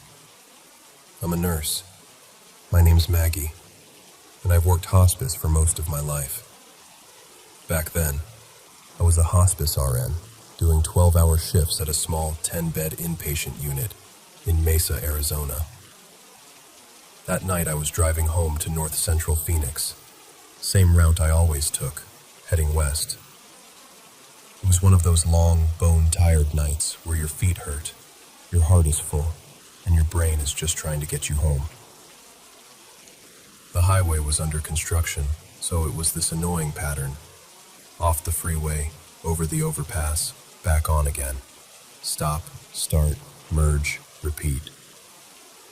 Somewhere around Tempe, halfway between Mesa and Phoenix, I took an exit like I was supposed to and ended up on this little construction road. There was a big pile of construction debris, dirt, broken asphalt, gravel, pushed up into a kind of ramp. I eased my old pickup up onto it to get some height, thinking it might help me see what was going on with traffic ahead. By the time I stopped, I was high enough that one of the freeway streetlights was just a couple of feet above my head. I left my brights on and put the truck in park. And that's when I saw it. Out in the sky to the north of me, coming toward where I was, there was this massive boomerang-shaped object. Not a little light, not a dot, a thing. The glow of Phoenix behind it kind of backlit the outline, so I could see the shape more than anything at first. This huge V, just gliding in. It was around 8:30, maybe closer to 8:40 at night. The sky was clear. No clouds, no storm, nothing that would explain what I was seeing. I got out of the truck. I don't even remember deciding to. One minute I'm sitting there, the next I'm standing in front of my truck, looking up like a kid at a planetarium. The craft kept coming closer, and as it did, I could see that underneath it, in several spots, 5, maybe more, there was something that looked like lava dripping down. The best way I can describe it is like a lava lamp turned upside down. This thick, orange-gold liquid light would stretch down, thin out to a yellowish color, form a bulb, and then pull itself back up into the craft, over and over. It wasn't just light shining on it, it was the light. As it got closer, I realized just how big this thing was. The tip of the left wing passed right over me. If I had to guess, I'd say it was maybe 30 feet above my head. From one tip of the boomerang to the other, it looked about a mile wide. I know that sounds impossible, but that's what my eyes were telling me. With my headlights on and the streetlights so close, I could see the bottom really well. The surface looked like a gunmetal gray, kind of a matte finish with just a hint of reflection. Not shiny like chrome, more subdued. It looked like one solid piece of material, no seams at all. And it was covered in oval indentations. Maybe 6 feet long or more each. Thousands of them. They caught the shadows from the dripping lava on one side, and the light from my truck and the streetlight on the other. So as the craft moved, all those shadows shifted and danced. I remember being scared for a second that this lava was going to hit me, that it was going to burn me alive. It looked that hot. My brain kept saying, "Get behind the truck, Maggie, move." But I couldn't. I was rooted to the spot. Then I noticed something else. There was no heat. No sound. No rumble. No wind. No smell. Just stillness. I thought about ducking behind the truck again, but I just couldn't take my eyes off it. This wasn't like anything I'd ever seen in the sky. Not flares, not a plane, not a helicopter. Nothing. When the craft was directly over me, everything turned orange. My truck, the dirt, my scrubs, my hands, even the air around me. It was this deep, rich, soda orange glow. Like orange crush, but darker, more saturated. And it wasn't shining out from a bulb somewhere. The light was coming from that liquid itself. As it moved overhead, I noticed that trailing behind the paths of the lava were these streams of colorful mist. They followed along the same routes, like delicate ribbons in the air. They glowed too, layers of rainbow colors, sparkling gently, waving like flags in slow motion.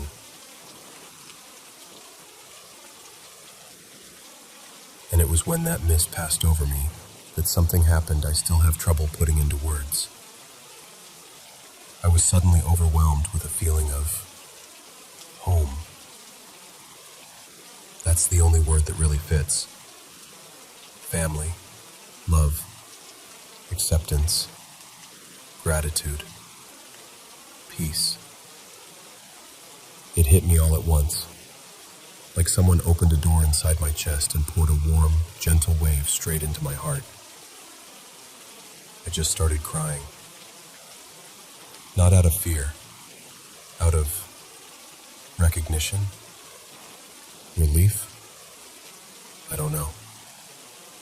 I stood there sobbing quietly, watching this enormous, silent, glowing craft float over me and away toward the west, feeling like someone kind and ancient had just leaned down and checked on me.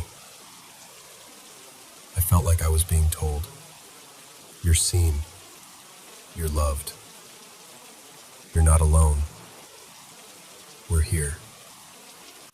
And I believed it. I must have stood there for 10 minutes, just watching, until it was too far away to see clearly. Even when it was gone, that feeling stayed, like a soft hum in my body. Later that night, around 10, I was back home in north central Phoenix. I walked outside again and saw a second set of strange lights out near South Mountain. Those looked different, more like stationary lights hanging over and in front of the mountain. I was too far away, and there were trees and buildings in the way, so I didn't get a good view. But I knew they weren't like the liquid light I'd seen earlier. Over the years, I heard other witnesses talk about that night. Some said the craft was rooftop high. Where I was, it really did feel that low. I was almost parallel to it, seeing it from the side, not just from underneath like a lot of people who were looking straight up. Pilots talked about another craft earlier that evening, way up at 10,000 feet, estimated to be 8 miles wide. I didn't see that one. I only saw this one. Since then, people have recreated what they saw with CGI. And there's at least one animation out there that matches that boomerang shape and the glowing mist almost exactly. When I saw it, I thought, yes, that's it. That's what I saw. I ended up sharing my story on TV and podcasts. I'm on a Discovery Plus show, UFO Witness, Season 1, Episode 5. They had an actor play me, which still makes me laugh. They didn't get the indentations on the bottom quite right, but they did a pretty good job with the orange glow. I've also talked about it on a few shows on YouTube and some UK and Canadian programs. It still surprises me that this one night, driving home from a shift, became something I'd be talking about decades later. I'm 71 now, still in Phoenix.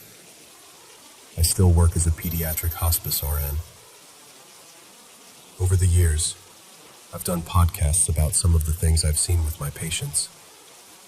Their spirits, the things that happen right before and right after they pass. I've got a little YouTube channel. These days it's mostly me talking and cooking, called Aunt Maggie's Kitchen. That's my quiet corner of the internet, because here's the thing. I think about that sighting every single day. Not in an obsessive way, just in this gentle, background way. Like a favorite song you hum under your breath without realizing. The feeling that washed over me that night. Family, love, acceptance. That's never really left. And for someone who spends her days walking families through death and grief, That kind of peace is a gift. Whatever that craft was, whoever was behind it, in that moment, I felt like they were saying hello. And somehow, that hello has stayed with me ever since.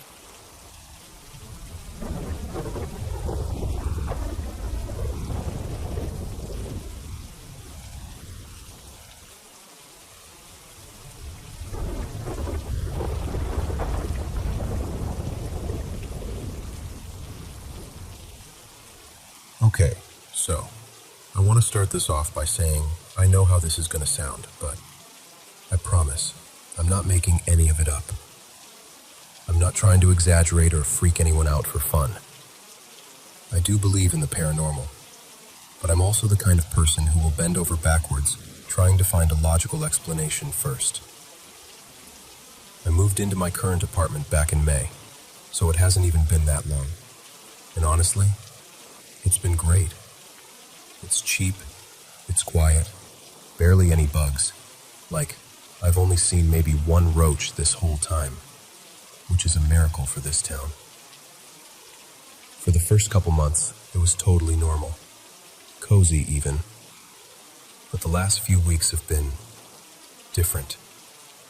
So, my boyfriend, his name's Eli, works late and sometimes ends up staying up when he gets home. About 2 weeks ago, he was sitting on the couch in the living room, just scrolling on his phone around like 2:30 or 3 in the morning. I was already asleep in the bedroom. He told me that while he was sitting there, he suddenly heard scratching at our front door. Now, the way he described it really got to me, because he said it sounded exactly like when I mess with him. Sometimes, if he's in the bathroom too long, I'll drag my nails lightly down the door just to annoy him. And he swore it sounded just like that. Same rhythm, same pressure, same everything. Like I was standing right outside the front door, drawing my nails down it over and over. At first he thought it was me. Then he realized I was in bed. He said it went on for a solid minute or two, off and on. Finally, he got annoyed and a little weirded out, so he stood up, walked over, and opened the door. The second he opened it, silence. Nothing there. Our apartment building backs onto this scraggly little strip of woods and a drainage creek. So my first thought when he told me was, okay, raccoon, stray cat, a possum, something like that. We've had raccoons around here chasing people for food before, so it wouldn't be the weirdest thing. But here's the part that sticks in my brain. There's not a lot of time between the scratching and him opening the door. Like, he's only a couple steps away. For whatever was out there to make that specific sound and then disappear without him seeing even a tail or hearing footsteps, it just doesn't totally add up for me. I brushed it off though. I was like, yeah, creepy, but it's probably an animal. Then about a week ago, I was home alone at night. Eli was at work. It was just me and our cat, Miso. I was sitting at my desk in the bedroom, doing my own thing, when, suddenly, the bedroom door slammed shut. And I don't mean it just swung closed. I mean it slammed like someone was on the other side and was absolutely pissed off. It shook the frame. I froze. For a second, I literally thought, oh, Eli must have come home early and is messing with me. It would be exactly his sense of humor to sneak in quietly and slam the door just to see me jump. So I get up, heart pounding, open the bedroom door, and the apartment is empty. Living room? Nobody. Kitchen? Nobody. Bathroom? Empty. I check my phone, pull up his location. He's still at work across town. At that point, I start trying to logic my way through it. The bedroom doesn't get the best air circulation, so I'm like, Okay, maybe it's air pressure, maybe a draft, maybe a window. But here's the thing. In all the time I've lived here, that door has never slammed shut by itself. It doesn't even really close on its own. It only ever slowly swings open if you leave it cracked. And then, today happened. This was literally less than half an hour ago. I was sitting at the table eating dinner. No TV on, no music, nothing. Just me and the sound of my fork on the plate. It was one of those weirdly quiet moments. Out of nowhere, I hear a cat meowing. Not a cute little feed me meow. This was a distressed meow. The kind of sound a cat makes when it's locked in a closet or trapped somewhere and really wants out. It sounded like it was coming from the bedroom. So immediately I think, oh my God, I shut Miso in the bedroom. It happens, right? So I push my chair back to go let him out. As I stand up, I glance over at the armchair in the corner of the dining area, and Miso is right there, curled up asleep, completely passed out. He hasn't moved. The meowing is still going. At this point, every hair on my arms is standing up. I grab my phone and call Eli because I am genuinely freaking out. And I swear to you, the moment he picks up the call, the meowing stops. Just stops. Cut off, mid-sound. I walk through the whole apartment while I'm on the phone with him. Bedroom, closet, bathroom, under the bed, laundry area, nothing. No cat, no noise, nothing weird I can see. Our windows are closed, no electronics are on. There's nowhere an animal could realistically be hiding without us noticing. So then I start thinking, okay, maybe it's someone else's cat. Apartments are weird. Sound travels in strange ways. Maybe it's the people next door or above us. But that's the thing. Layout-wise, the only people with cats near me are the neighbor across the hall and the guy diagonally above. There are no units that share a direct wall with my bedroom. It didn't sound muffled or distant either. It sounded like it was inside my place, like inside that room. And when I realized that, standing there in the hallway with my sleeping cat in plain sight, everything just kind of hit me at once. The scratching at the door, the slamming door, and now this phantom cat sound. So that's where I'm at right now. Eli's working late again, and I'm going to be home alone until around like 2:30 in the morning.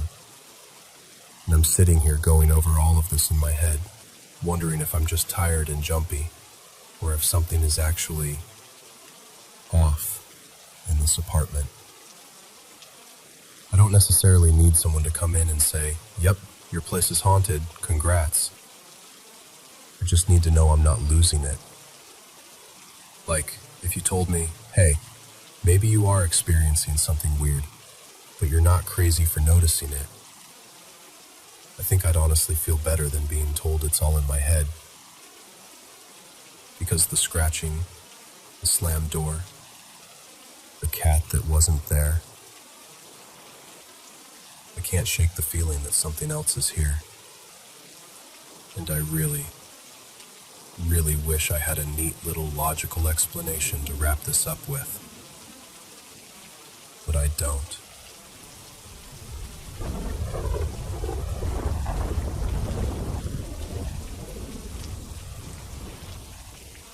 So, I don't talk about this much. In fact, I don't think I've ever really told anyone this story before. But hearing other people share similar things made me think, okay, maybe it's time. I was about 9 years old, 3rd or 4th grade, somewhere around there. It happened only once, but it's one of those memories that is so clear, it might as well have happened last night. I remember waking up in the middle of the night, for no obvious reason. No nightmare, no loud noise. I just opened my eyes. And the very first thing I noticed wasn't anything I saw. It was what I felt. There was this overwhelming sense of peace, deeper than anything I'd ever felt in my life. It was like every worry, every tiny fear, every little knot in my chest just dissolved. If you've ever had a warm hug from someone you really love and trust, take that feeling, multiply it by 100, and then stretch it out so it kind of fills the air around you. That's the closest I can get to describing it. It honestly felt like I was standing in a piece of heaven. My whole body felt light. I remember lying there thinking, this can't be real, right? So I actually pinched my arm, hard. I winced, and that tiny sting told me, nope, you're awake. This is happening. After a moment, I sat up and swung my legs over the edge of the bed. My room was mostly dark, just a faint line of streetlights slipping in through the curtains. But the darkness didn't feel heavy or scary. It felt soft. That's when I saw them. On the other side of the room, near my little bookshelf, there were these small figures moving slowly through the air. At first I thought my eyes were playing tricks on me, but then I realized I knew exactly what they were. Angels. I didn't question it. I didn't wonder if I was imagining things. It was like something inside me just recognized them instantly. Every night before I went to sleep, I used to pray, God, please send your angels to watch over me while I sleep. So when I saw them, it felt like God was gently saying, see, I heard you. I've been here the whole time. There were 3 of them, maybe a 4th a little farther back. It's hard to be sure now. They were small, about the size of a cat or a little bigger. Almost like how you'd picture fairies in an old storybook. They wore pure white clothing that wasn't flashy or fancy, just simple and perfect. And they moved in this slow, graceful way, like they were gliding through water instead of air. Each one had wings, white like doves. The feathers weren't sharply outlined, more like soft shapes made out of light. Their faces, it's hard to explain. They had features like humans, but not quite. They didn't look young or old. It was like they were outside of age altogether. Timeless. My room itself was dark, but I could see them clearly because they were the ones giving off light. It wasn't a harsh light. It didn't hurt my eyes. It was gentle, like the glow of candles. If candles could breathe and move and love you. What struck me was how calm I felt. I wasn't scared, not even a little. I didn't feel the urge to scream or run to my parents' room. Instead, I had this deep, instinctive sense of what I should and shouldn't do. On the little desk beside my bed, we had this old tablet, one of the early ones my dad used mostly for emails and games. I glanced at it and immediately thought, I could record this. I could prove this is real. I could show everyone. But right after that thought came another one, even stronger. Don't. I also somehow knew not to get too close. It wasn't that they were dangerous. I didn't feel any threat from them at all. It was more like standing near a beautiful painting in a museum. You don't want to smudge it or mess it up. So I stayed where I was, a few feet away, just watching. Time felt strange. Part of me feels like it lasted only a moment, and another part remembers it like a long, quiet stretch of time. If I had to guess, maybe 10 minutes or so went by.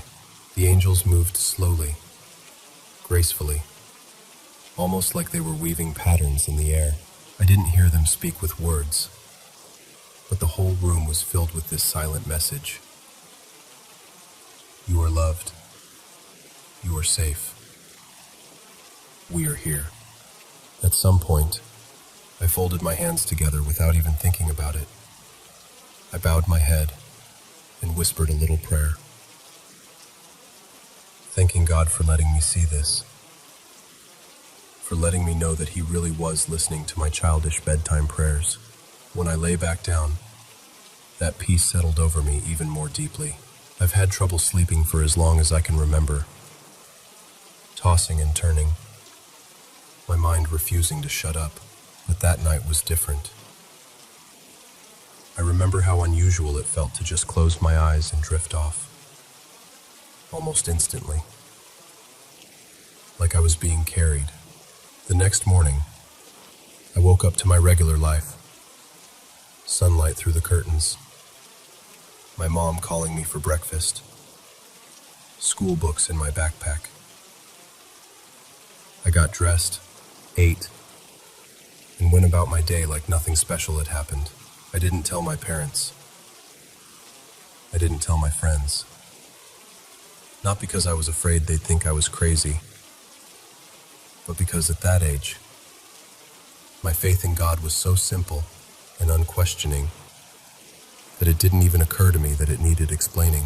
Of course God had sent angels. Of course He listened when I prayed. Of course He was real. To my child mind, what I'd seen wasn't impossible. It was just God being God. It's only as I've gotten older and gone through seasons of doubt and struggle that this memory has become more and more precious to me. There are days now when I wrestle with questions, when faith doesn't feel effortless, when life feels heavier and more complicated.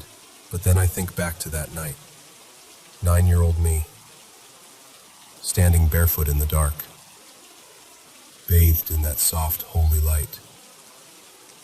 And I remember, and I understand a little more why Jesus said you have to become like a child to enter the kingdom of heaven.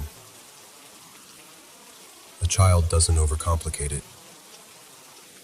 A child doesn't demand proof the same way adults do. A child just sees and trusts. That night, I was a child who saw the unseen and simply believed. And that memory of the peace, the light, the silent assurance that I was loved is something I know I'll carry with me for the rest of my life.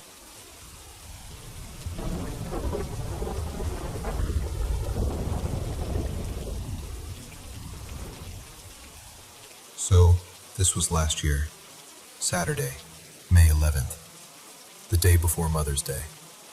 I had an early shift at the clinic, one of those weekend front desk things, so I got up before everyone else. The apartment was completely still.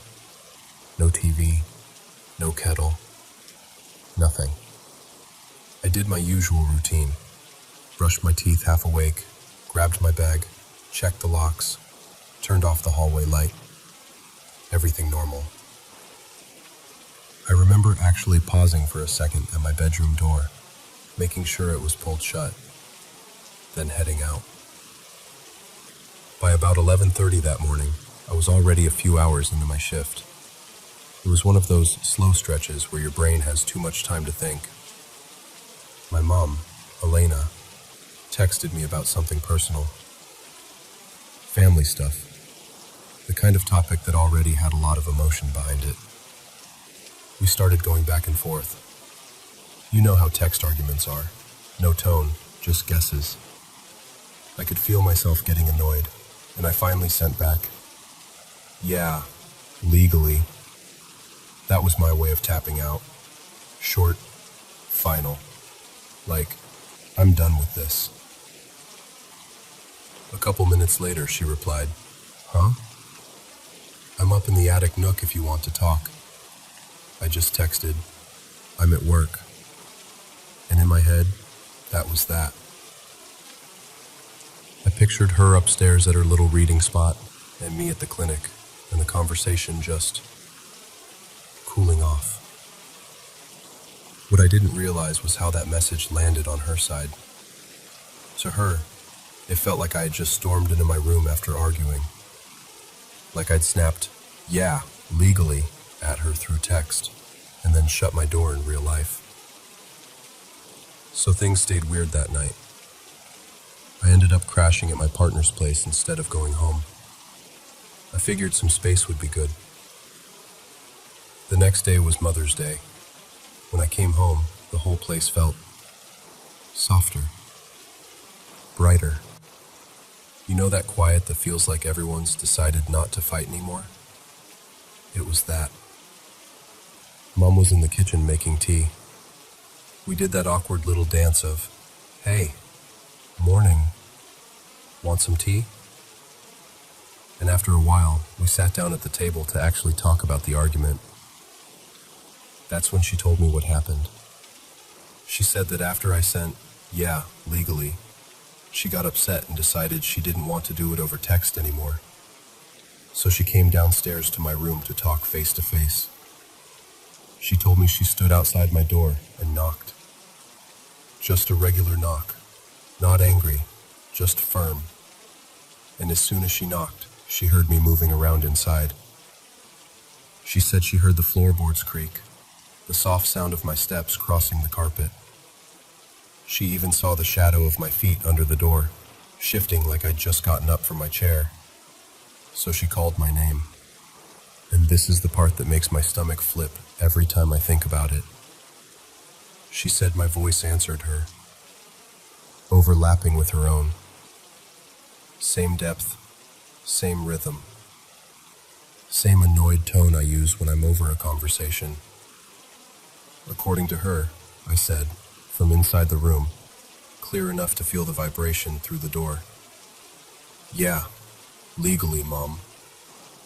Yeah, legally." The exact words I had texted her. She said it wasn't kind of like me. It wasn't distant or muffled like someone in another room. It was my voice. Right on the other side of that door. Same bass, same timing, same attitude. She got mad because as far as she knew, I was in there, ignoring her. So she turned around, went back upstairs to her little attic corner, and sat there, stewing, thinking I was being childish. And then her phone buzzed. That's when she saw my text. "I'm at work." Not, "I'm going to work." Not, "heading to work." Just, "I'm at work." In her mind, that meant I had just walked out. Like I'd been in my room, talked back to her through the door, and then left the house right afterwards. And she just stopped. She replayed it out loud. The knock, the footsteps, the shadow under my door, the weight of my steps on the carpet, the way the light in the hallway changed when my feet moved. My irritated voice saying, "Yeah, legally, Mom." The same way I always do when I feel cornered in a conversation. Except I wasn't there. I was standing at a reception desk in a different building, wearing a name tag and answering phone calls. We just sat there for a moment, both of us kind of quiet. I could see her trying to line up the timelines in her head. Like maybe she had got the time wrong. Maybe I was joking. something. But the times matched. My clock in at work, the text history on both our phones. Everything. She had knocked on my door. She had heard my footsteps. She had seen my shadow move under the frame. She had heard my voice answer her. Same bass, same rhythm, same words I just sent by text, while I was already gone.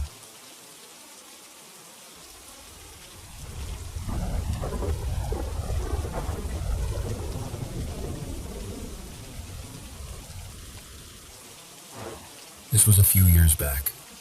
I was in this small city for a 3-day music festival. The kind where you're sunburned and exhausted by noon, and somehow still drinking at midnight. I'd booked the absolute cheapest hotel I could find that was still walking distance from the venue.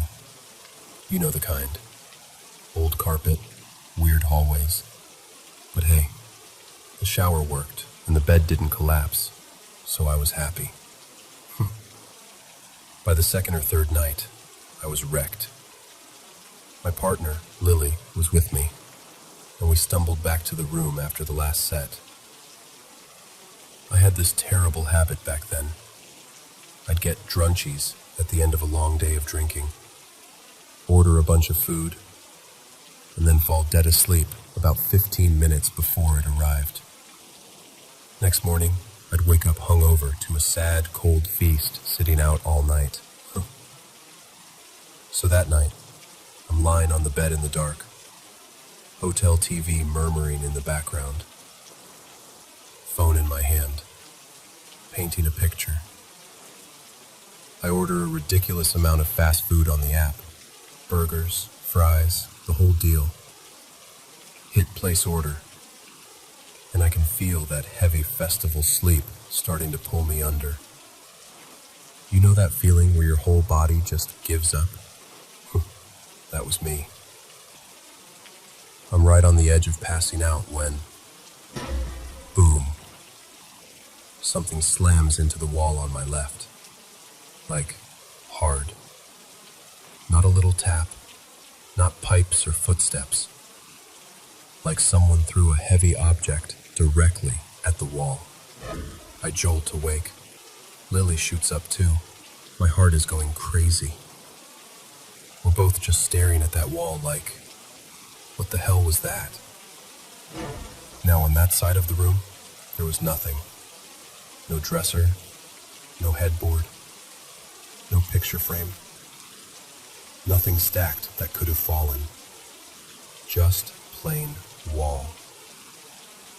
We try to be reasonable about it. Maybe it's a mouse, but it was way too loud for a rodent. Maybe the neighbors, but it sounded like it was right next to my ear.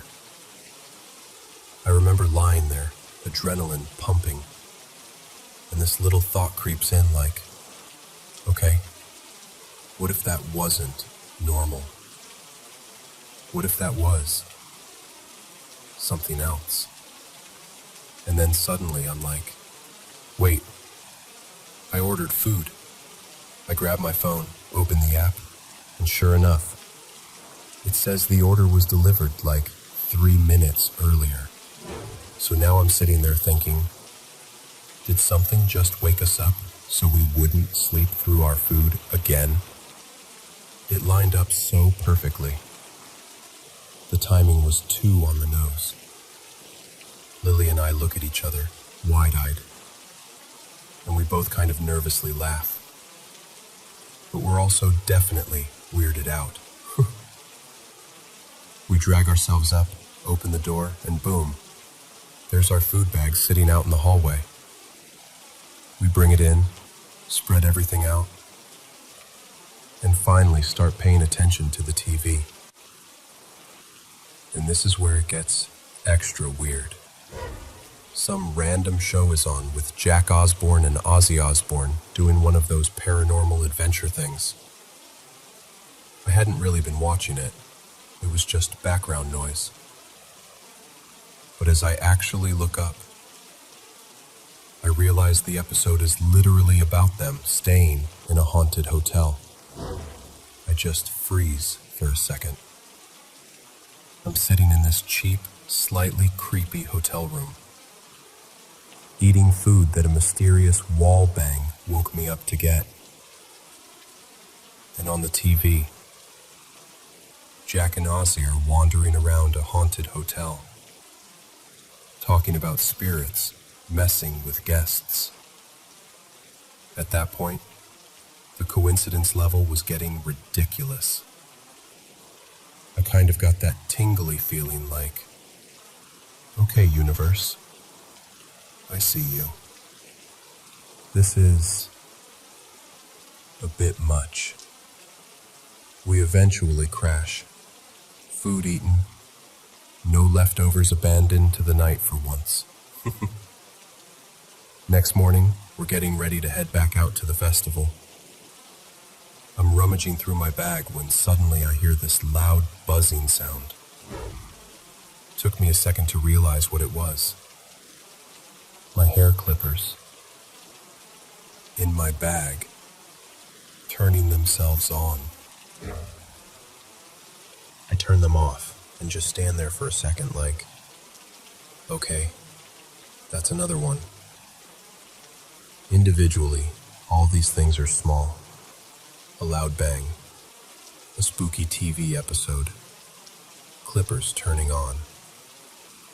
But strung together, inside this slightly off-vibe hotel, all while I'm already primed by that weird wake-up timing. It felt like something was trying to get our attention. We go out for the day, trying not to overthink it. Before we leave the room, we're careful. TV off. Lights off. Everything unplugged that doesn't need to be on. Just in case. We come back later that afternoon. Open the door. The TV is on. Volume low, show playing. Like someone came in, sat down, and got bored halfway through their program. And I know we turned it off. Lily knows it too. We both just stop in the doorway, look at the screen, then look at each other like, okay, yeah, that's not normal. By then I'm fully creeped out, but also oddly, not terrified. The feeling in the room wasn't menacing. It was strange and a little unnerving, but it didn't feel hateful. It honestly felt like someone hanging around, curious, like a roommate that doesn't quite understand boundaries. That night I got drunk again. Shocking, I know. And I hit this point where I was like, all right, if there's something here, I'm just going to talk to it. So I sit on the edge of the bed, look at that same wall where the bang happened, and I start talking out loud, kind of half serious, half nervous. With that tipsy bravery you get. I hear you, I say. I respect that you're here. I know you woke us up the other night, and thank you for that. That was really kind, actually. Saving our food. I remember saying something like, we're just visiting. We're not here to bother you. We'd really appreciate it if you don't try to scare us or harm us. We'll be gone soon. But we acknowledge you. And we're asking for some peace while we're here. It sounds cheesy, but I meant it. I could feel this weird mix of gratitude and fear. Like I was speaking to a roommate I couldn't see. After that, nothing else happened in that hotel. No more bangs, no more surprise TV, no clippers buzzing in my bag. The last night was calm. We finished the festival, checked out, went home. A couple days later, I'm back at my place, completely out of haunted hotel mode. I unpack my stuff, toss my travel bag in the corner, and just chill for a bit. A little while passes, and then I hear it. That same exact buzzing. I look over at the bag, and my stomach drops a bit. I walk over, open it up, and yep, the clippers are on, again, all by themselves.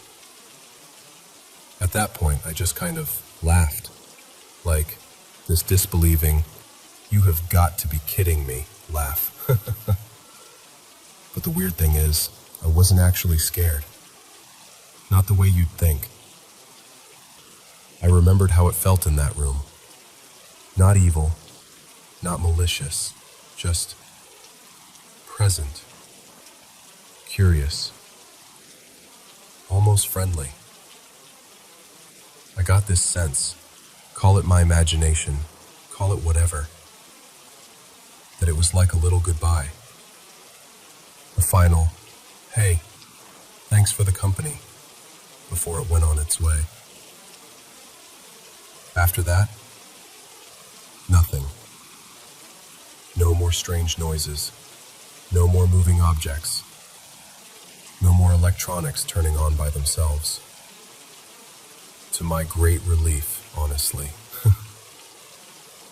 But every now and then, when I'm half awake at night, and I hear some random noise in the house, I think back to that cheap hotel near the festival. That loud bang on the wall. The haunted hotel show on TV. And my clippers buzzing in the dark. And I can't help but feel like, for a few days, we shared a room with someone who just really didn't want our fries to go to waste.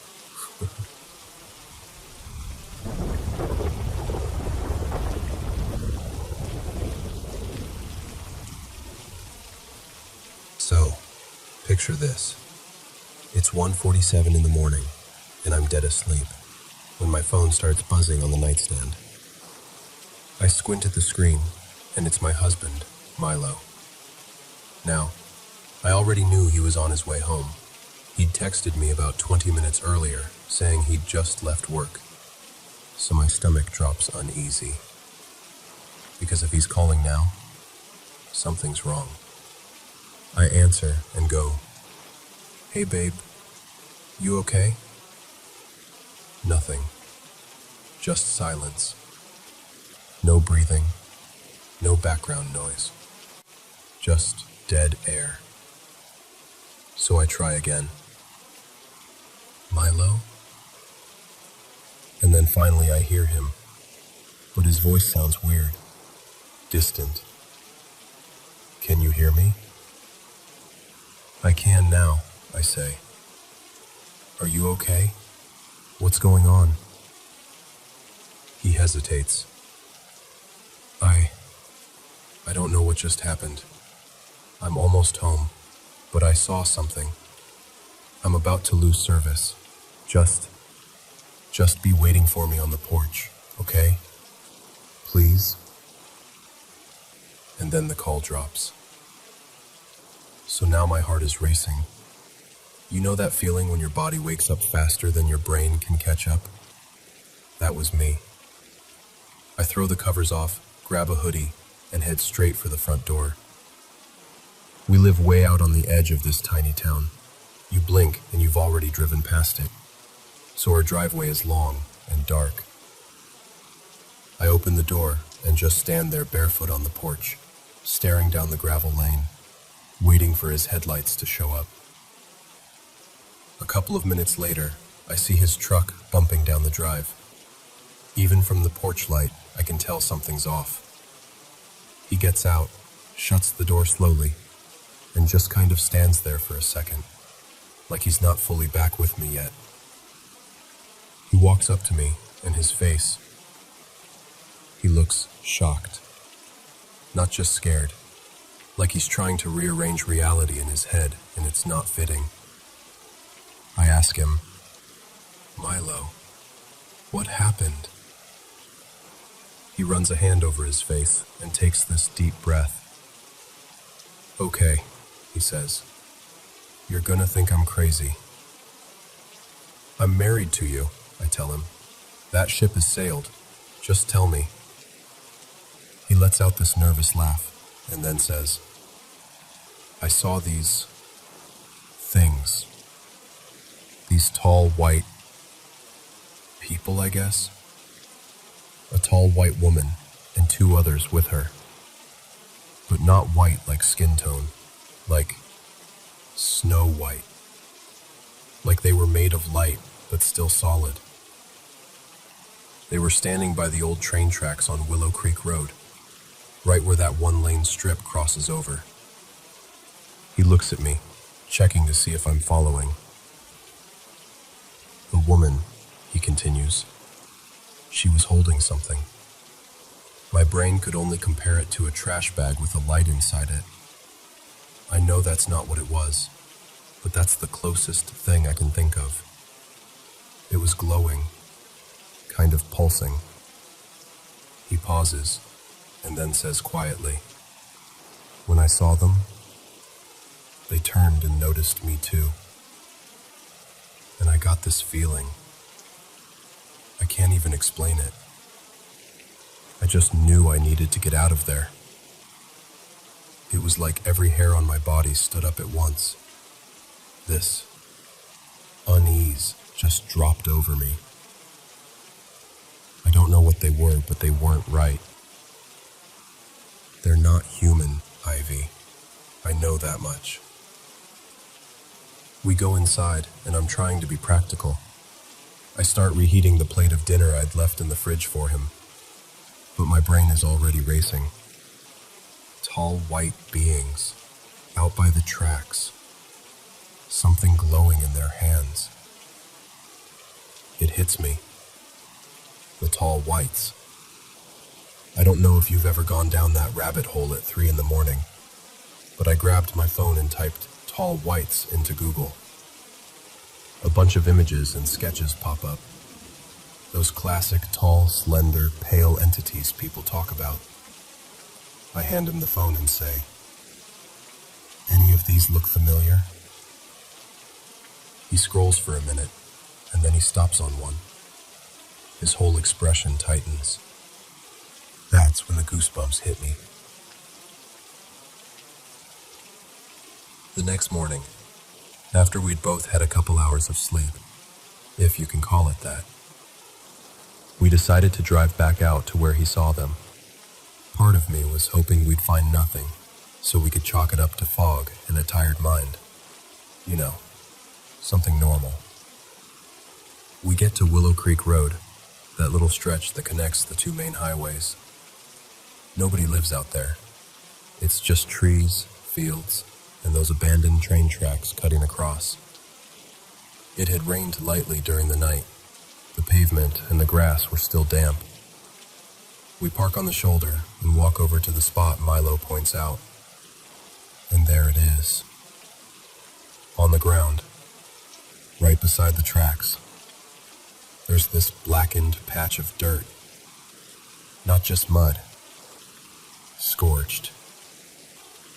The grass around it is crisped back in an almost perfect oval, like something hot settled there for a bit and then vanished.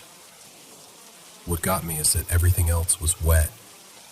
The dirt around it, the rails, the weeds. But that patch, completely dry and burned. I just stare at it and say, "You didn't tell me about this part." He shrugs, eyes still on it.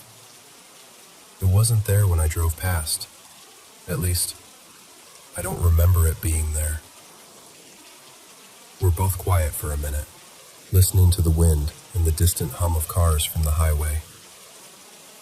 It feels heavy out there. Still, we start walking back to the car, talking low, trying to make sense of it. When this old, beat-up blue Chevy pulls up behind us, the engine rattles as it idles, and my first thought is, great, now we're trespassing on someone's land and they're mad about it. The window rolls down, and this older man leans out. Weathered face, ball cap, plaid shirt. He calls out, "Hey, what are y'all up to out here?" Milo and I share a quick look.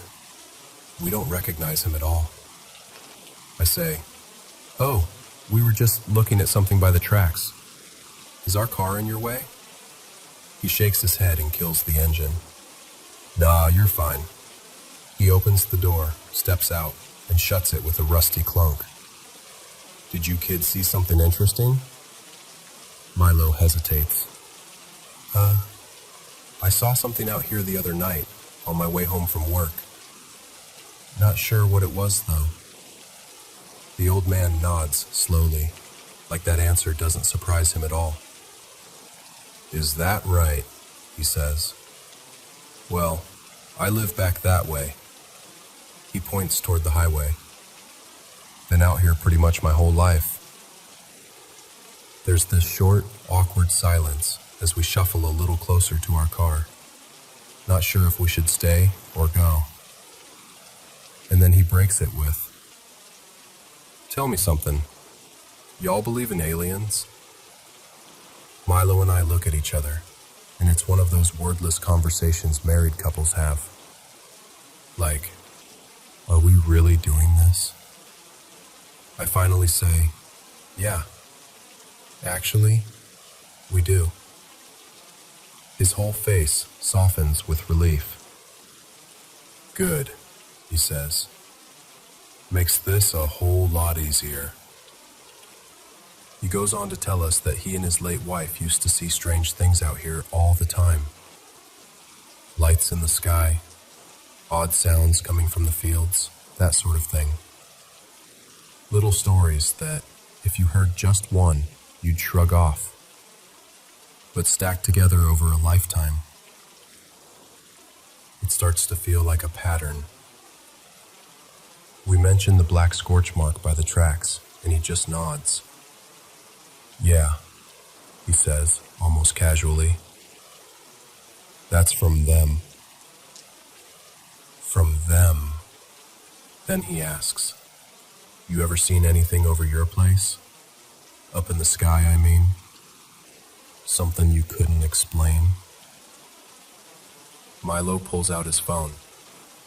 A couple months back, he'd recorded these lights above our house, moving in ways no plane or helicopter should be able to move. He pulls up the video and hands it over. Then he glances at us and says, "Listen, if you're not in a rush, I got some pictures I could show you. My daddy took them years ago. Y'all might find them interesting." Now, I know, following a stranger to an old farmhouse in the middle of nowhere sounds like the start of a true crime podcast, not a UFO story.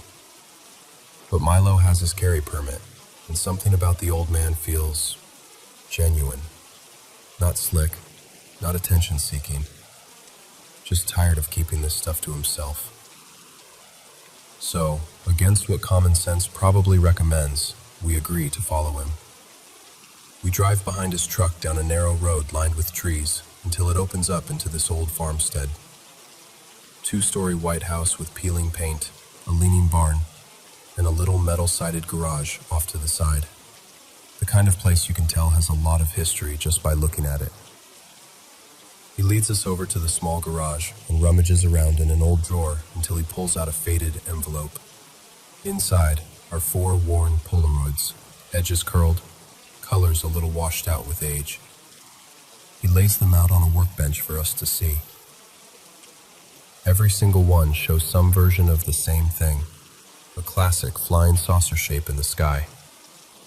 Not some blurry dot either, clear enough that you can make out the outline, the bright reflection where the sun hits it.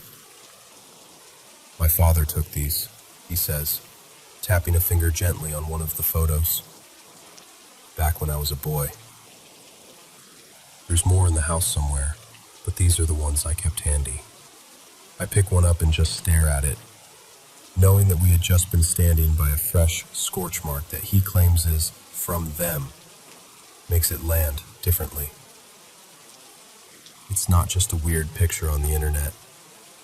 It's tied to a place we were physically standing a half hour ago. He goes on, talking in that steady, matter-of-fact tone people use when they've told the same story 1,000 times and stopped caring whether anyone believes them. He says he doesn't know exactly where they come from or why they're here, but he's sure there are different kinds, different species, different craft. He's seen lights that move like they're playing, others that feel like they're searching, and a few that just sit there, watching. You can hear the grief in his voice when he mentions his wife, how she used to stand out in the yard with him at night, pointing out strange lights and jotting the dates down in a little notebook. He laughs a little, saying, "She always said one day they'd land right here in the field and ask for her by name." We stay for a while, just listening. It feels less like a spooky story and more like being handed a family secret. Eventually, we thank him for sharing everything and tell him we should get going. As we're leaving, he walks us back to the car and says, "Y'all keep your eyes open out here. Once you've seen him, you'll see him again." On the drive home, Milo and I are both quiet for a long time. The kind of quiet where your brain is loud, but you don't have the words yet. Finally, he says, "I don't know what I saw that night, but I know it wasn't just people messing around by the tracks." And I nod, staring out at the tree line. "Yeah," I say. "I don't think it was either." I'd like to tell you we walked away with answers that day, but we didn't. What we came away with was a new friend who spent his whole life dancing around the same mystery we just tripped over. And as for what my husband actually encountered out there, by those abandoned tracks, under that thin, rainy sky, I'm still not 100% sure.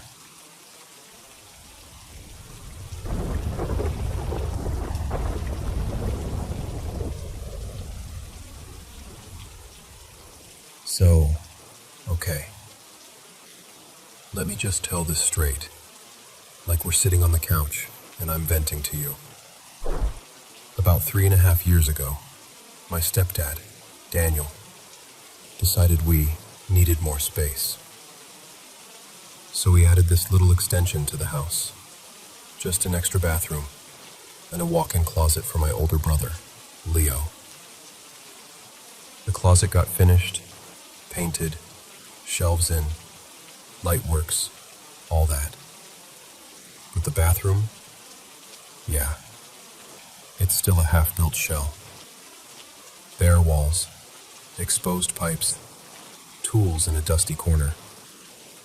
At this point, I honestly don't think it's ever getting done, because that bathroom is just sitting there, unfinished.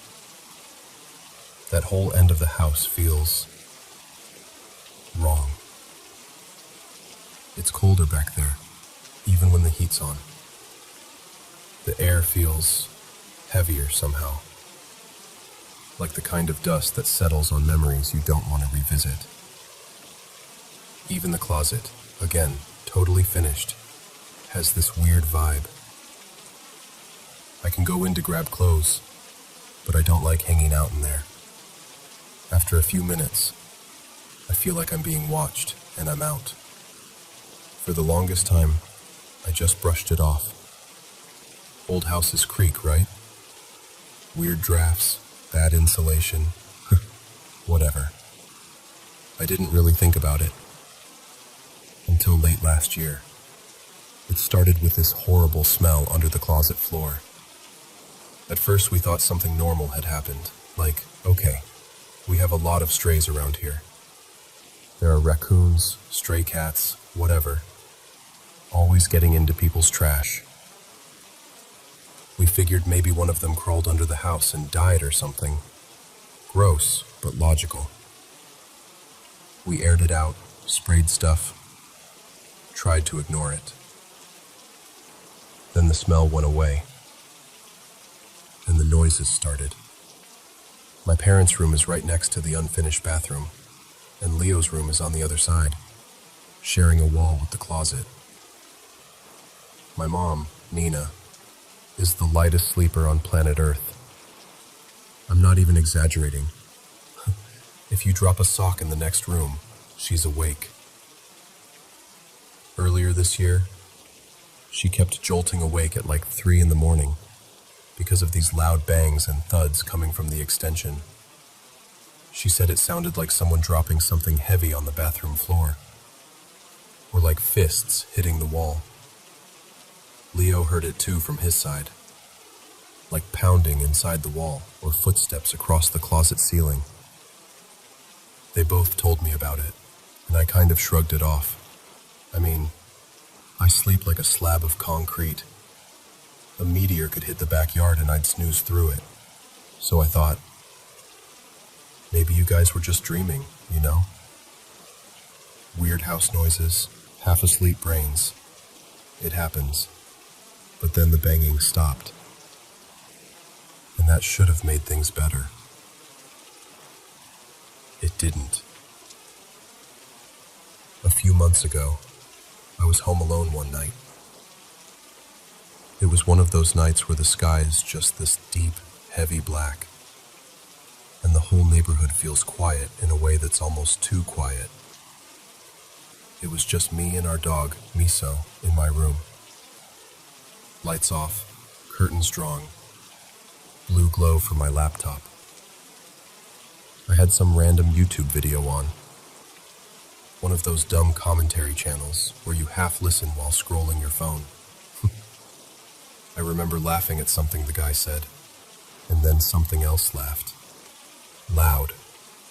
It wasn't from the video. It wasn't even close to sounding human. It was distorted, like someone took a normal laugh and dragged it through static. And the worst part? It didn't sound like it was coming from the hallway, or the doorway, or the closet. It sounded like it was right next to me, like over my shoulder. I don't embarrass easily, but I almost peed myself. I sat there frozen, staring at the wall, for what felt like forever. When I finally worked up the courage to pause the video and check, there was nothing there. Just my room. Just the glow of the screen. Just my dog, still staring at that same spot. And after that, it's like the whole extension woke up. Little things kept happening. Leo told me that one night, he was lying in bed scrolling his phone, just about to doze off, when he felt breath. Actual warm breath, right next to his ear. And then, clear as day, he heard someone whisper his name. Leo. He thought it was me messing with him. He sat up, turned the light on, checked the hallway. Nothing. I was out with friends that night. No TV, no windows open, no one calling him. Just that one word in his ear. And it's not just him. There have been so many tiny moments. And if they were alone, maybe I'd ignore them. But they pile up.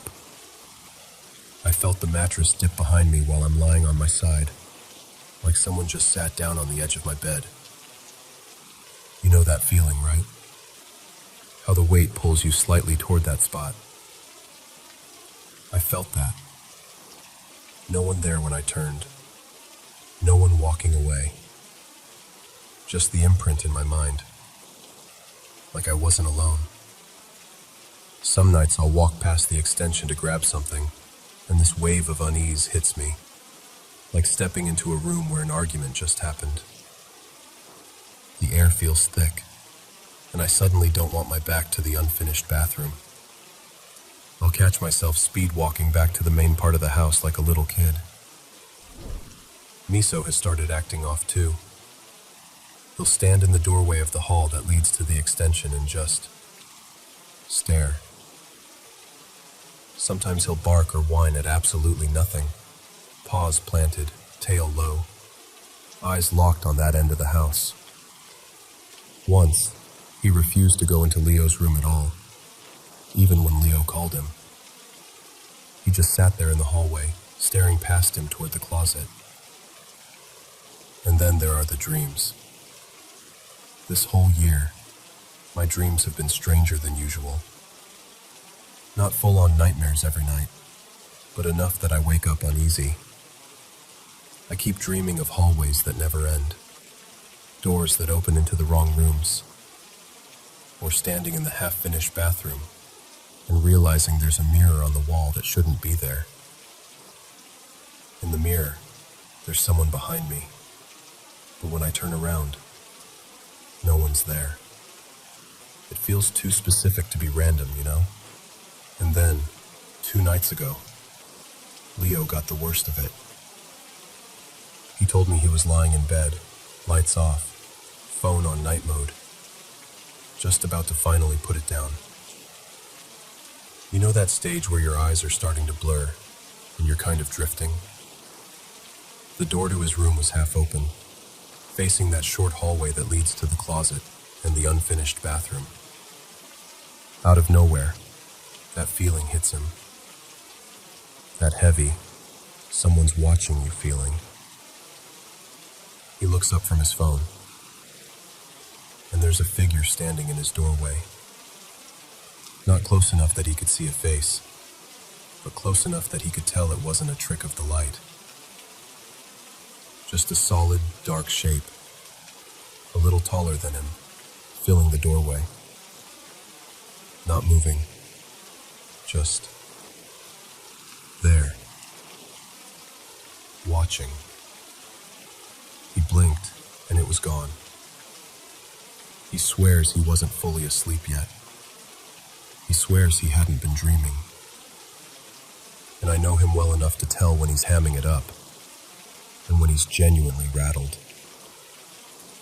That night, he was pale and shaky, and kept the hall light on till morning.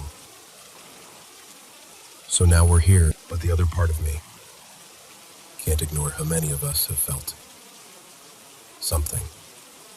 My mom hearing banging, Leo hearing his name, Miso growling at empty air, that horrible laugh right beside me, the figure in the doorway.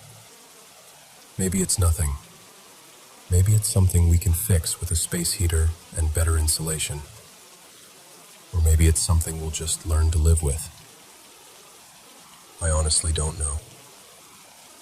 All I know is that ever since we added that extension, there's a corner of this house that doesn't feel like ours.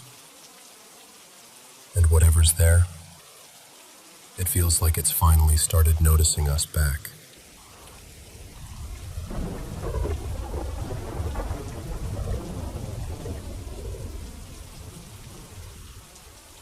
A little while ago, about 3 weeks now, we moved back into the house I grew up in.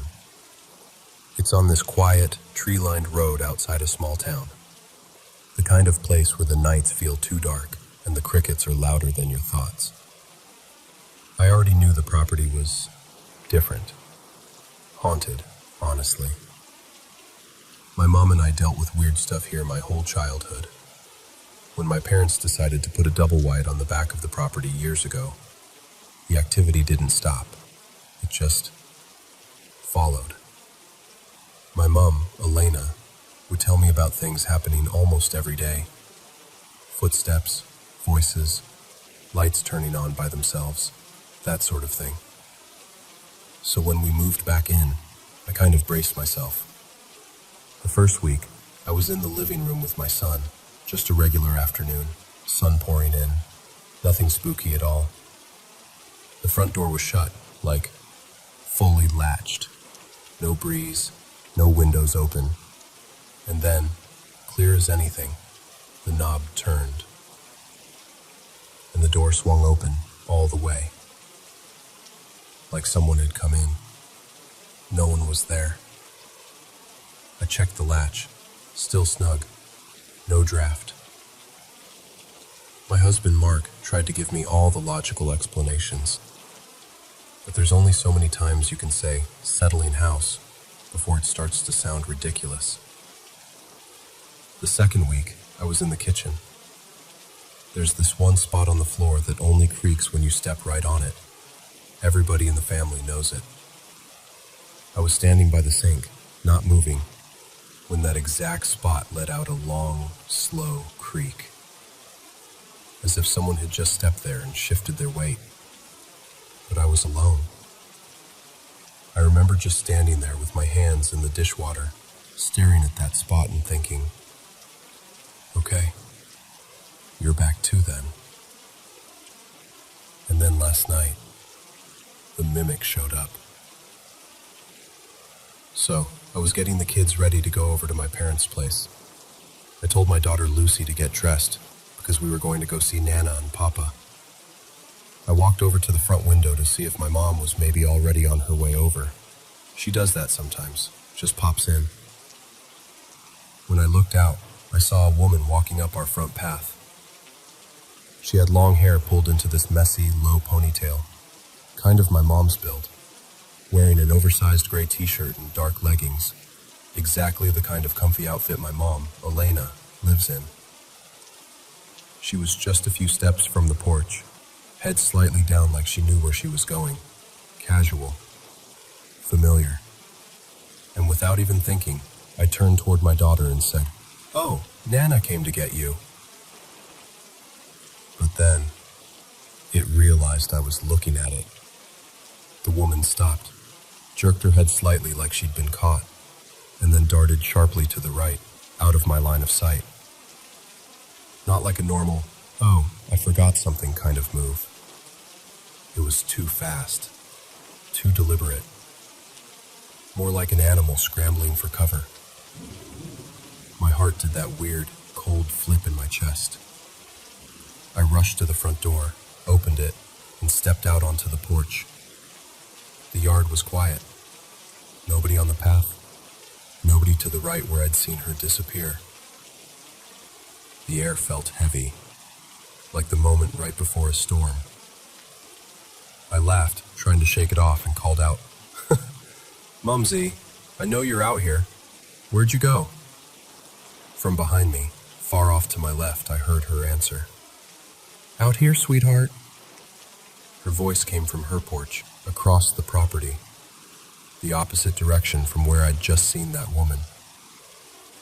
It was like my stomach fell straight through the floor. I turned slowly, trying to make sense of it. I called back, "Were you just over here, outside my window a second ago?" She frowned and said, "No, I haven't moved from my porch." And that's when it hit me, like ice water down my spine.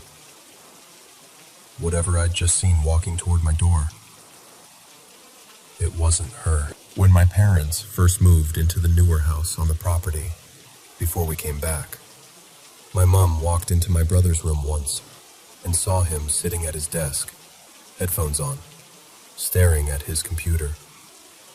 She stood in the doorway, told him something about dinner. He nodded. She left. A few minutes later, my brother Daniel walked in through the front door, with his keys in his hand. He'd just gotten home from work.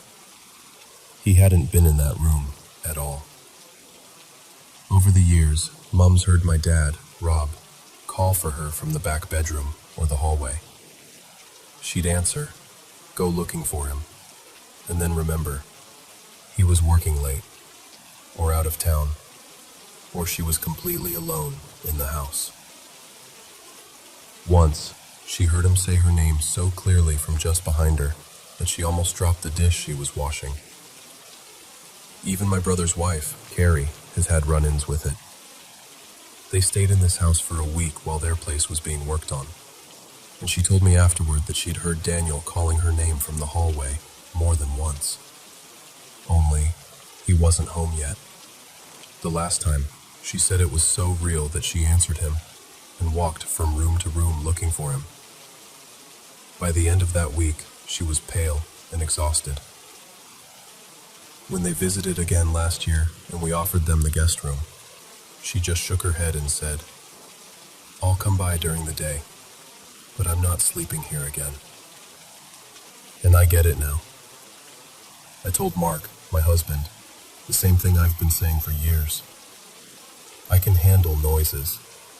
I can handle footsteps in empty rooms, a door opening by itself, even the occasional shadow in the corner of my eye. I grew up with that. It's scary, but it's familiar.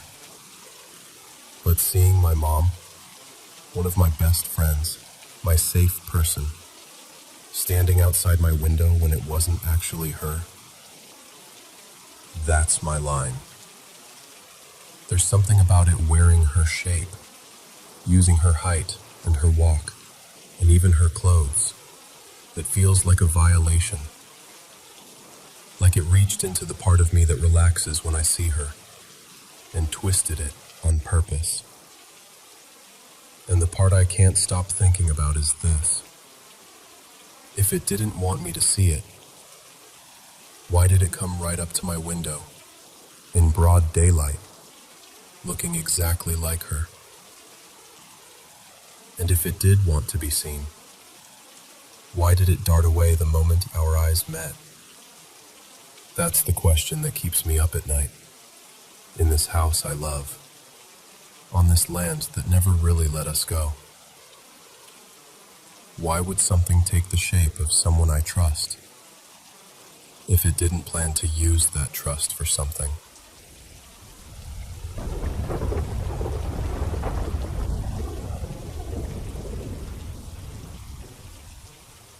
So, I want to tell you about this house I grew up in, because even now, years later, I still think about it. I moved there around 7th grade, out to this brand new house in the middle of a huge field in rural North Carolina. Like, picture waist-high grass in the summer, one long gravel driveway, and then just our house. No neighbors you could see from the windows, no old creaky farmhouse history or anything like that. It was a new build. We were the first people to live there. Which is why I never expected it to be creepy. I always thought haunted houses had to be old. Peeling wallpaper, weird basements, all that. But this place is still the spookiest house I've ever lived in. From the beginning, I just never felt relaxed in it. When I was home alone after school, I would turn on practically every light on the first floor and park myself in the living room. I refused to go down the hallway or upstairs unless I absolutely had to. The dark in that house didn't feel like normal dark. It felt heavy. Like the quiet was watching me. At night, even in high school, I slept with a little nightlight and the TV on low. I told my parents it was because I liked background noise, but it was really because the silence freaked me out. Friends picked up on it too. My friend Hannah, for example, hated the bonus room over the garage. It was this finished playroom where we kept video games and old toys. She wouldn't go in there alone. She'd stand in the doorway and just go, "Nope, this room just feels wrong." And honestly, I agreed with her. I just didn't want to say it out loud. The first really weird thing happened on the back porch. We had these big sliding glass doors that looked out over a wooden deck and then the field beyond.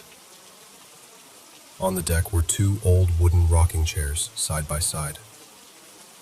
If there was a breeze, both chairs would rock gently, like you'd expect. But every so often, I'd glance outside and there would be no wind. Like, the trees and the tall grass would be completely still, and only one of the rocking chairs would be moving. Just that one, rocking steadily, like someone who just sat down or stood up.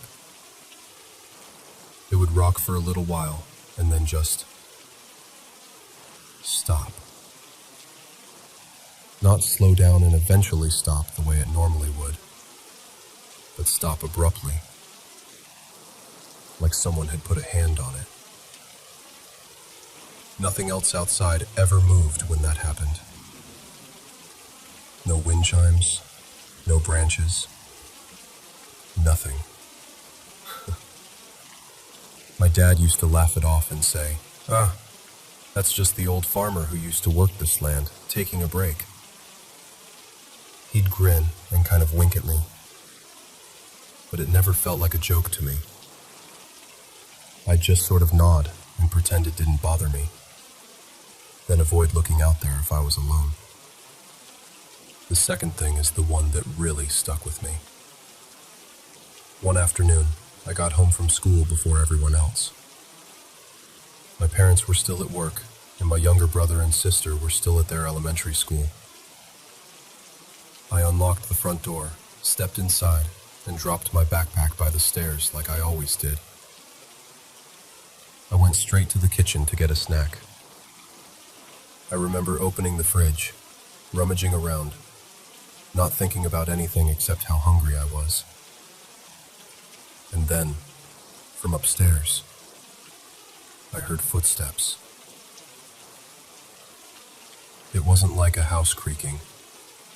It sounded like actual footsteps, like someone walking across the floor. A few steps, then a pause. Another couple of steps. At first I froze, just listening. Then, for some reason, because apparently I learned nothing from horror movies, I walked toward the stairs to check. So I'm standing there at the base of the stairs looking up. The house is dead silent now, but my heart is pounding. I take one more step so I can see a bit more of the landing. And in that moment, I hear this quick shuffle, like someone suddenly darting across the floor.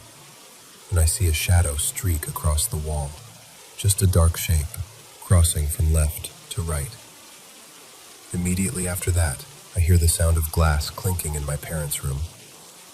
My mom had this silver tray on her dresser with a bunch of perfume bottles on it, and it sounded exactly like those bottles bumping into each other.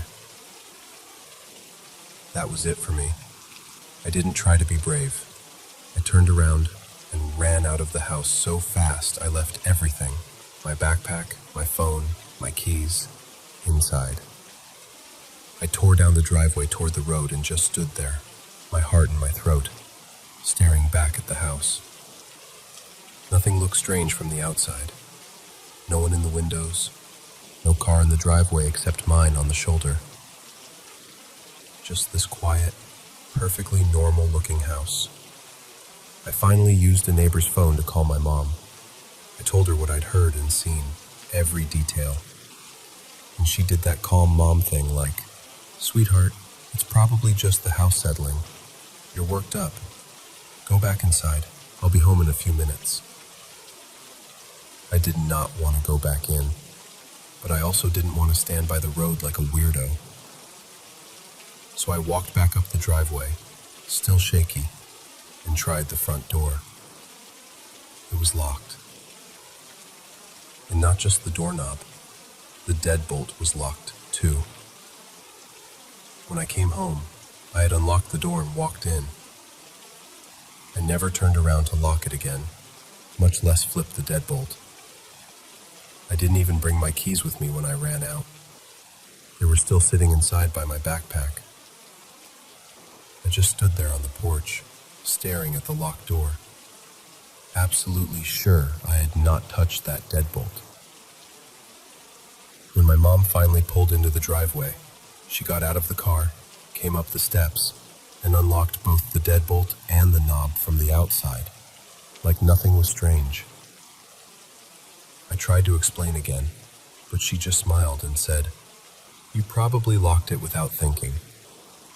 And maybe that's true. Maybe. But to this day, I can't make that make sense in my head.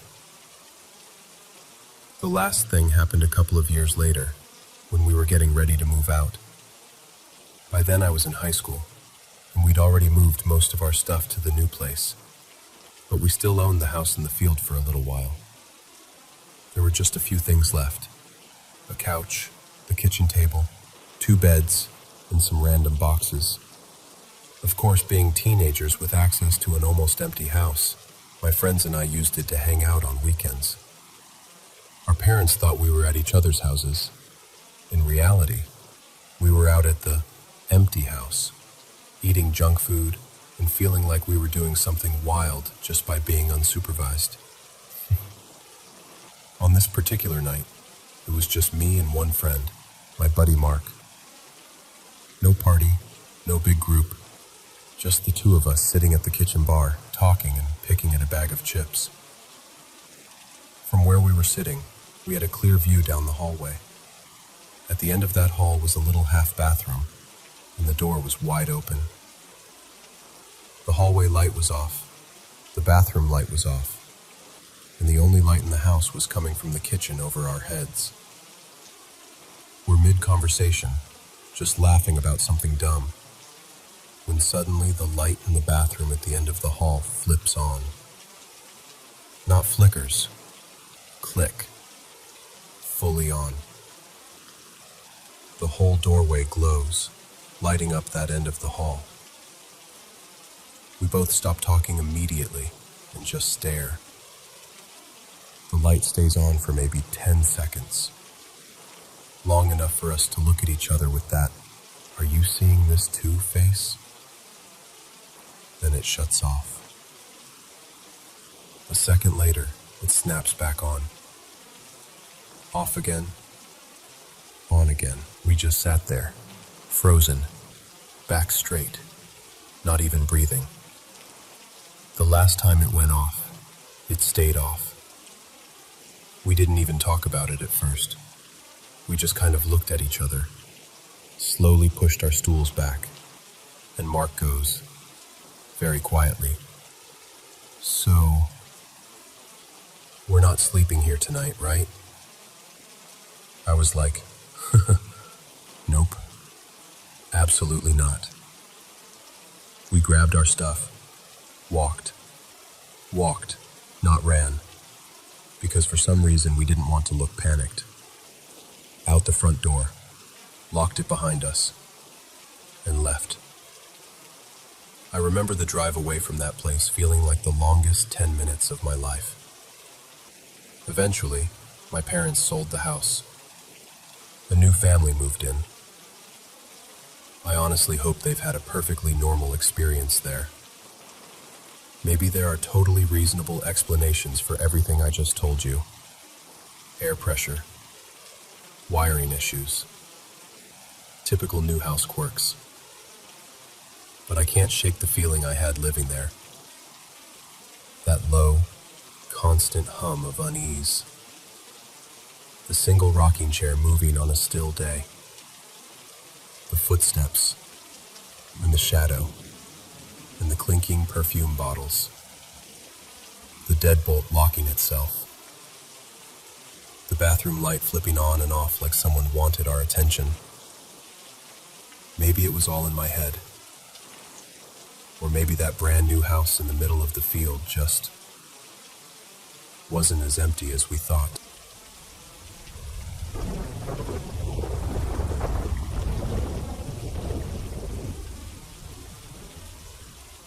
So, let me tell you about the one time I very seriously decided I was done messing with anything even remotely ghost-related.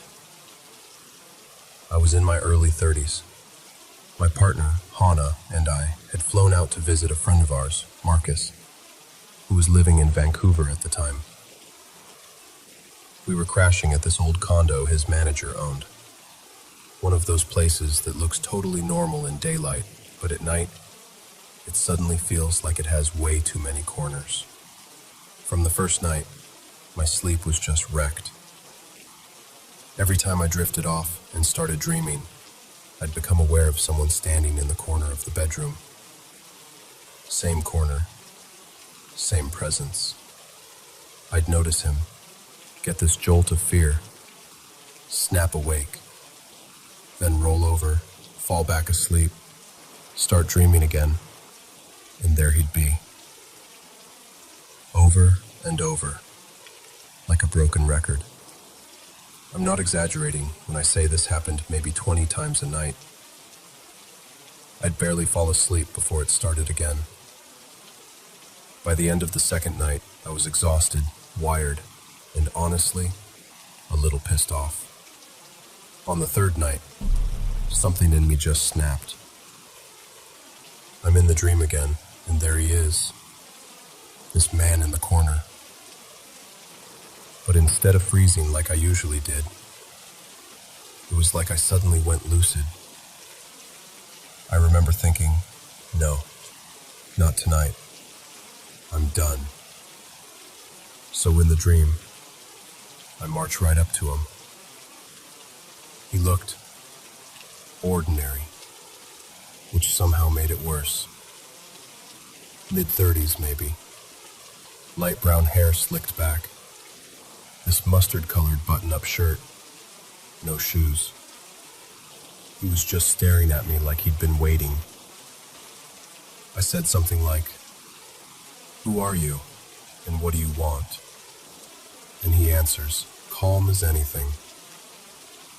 "My name is Victor. I have a message for..." And then, right where the important part should be, everything cuts out. It's like someone yanked the sound cable. Instead of words, I hear this high-pitched ringing, like feedback in my ears. He's clearly still talking, his mouth is moving, but I can't hear a thing except that piercing tone. The only thing I clearly remember is his name, Victor. Next thing I know, I jolt awake. The room is quiet. I grab my phone. 6 a.m. I remember lying there thinking, well, at least it's morning. Maybe it's over now. I'd finally gotten what felt like maybe an hour of real sleep. Fast forward to the fourth night. We'd been out late with Marcus, bar hopping, laughing, just enjoying being together. By the time we got back to the condo, it was around 2 a.m., right about the time the corner guy would usually start his routine with me. We're half drunk, sitting around in the living room, and Marcus asks casually, "So, how you sleeping here?" That kind of caught me off guard, so I shrug and laugh and say something like, "Honestly, not great. I keep having this weird dream. There's this guy standing in the corner of the bedroom, and every time I see him, I wake up. It just keeps looping." I didn't go into much detail. I didn't mention his name, what he looked like, what he was wearing, none of that. It was just some drunk late-night ghost story sharing. Then Hannah turns to look at me. Her face goes from playful to completely serious in an instant. And that never happens lightly with her. She stares at me and says, slowly, "Was he a tall guy? Light brown hair, slicked back, wearing a mustard-colored button-up, sleeves rolled up to his elbows, no shoes." I swear to you, I felt everything in me just go cold, because I had never told her those details. I hadn't told anyone those details. The shirt color, especially, that weird mustard yellow, was so specific it made my skin crawl. And she gives me this crooked little smile and says, "Because he just walked in."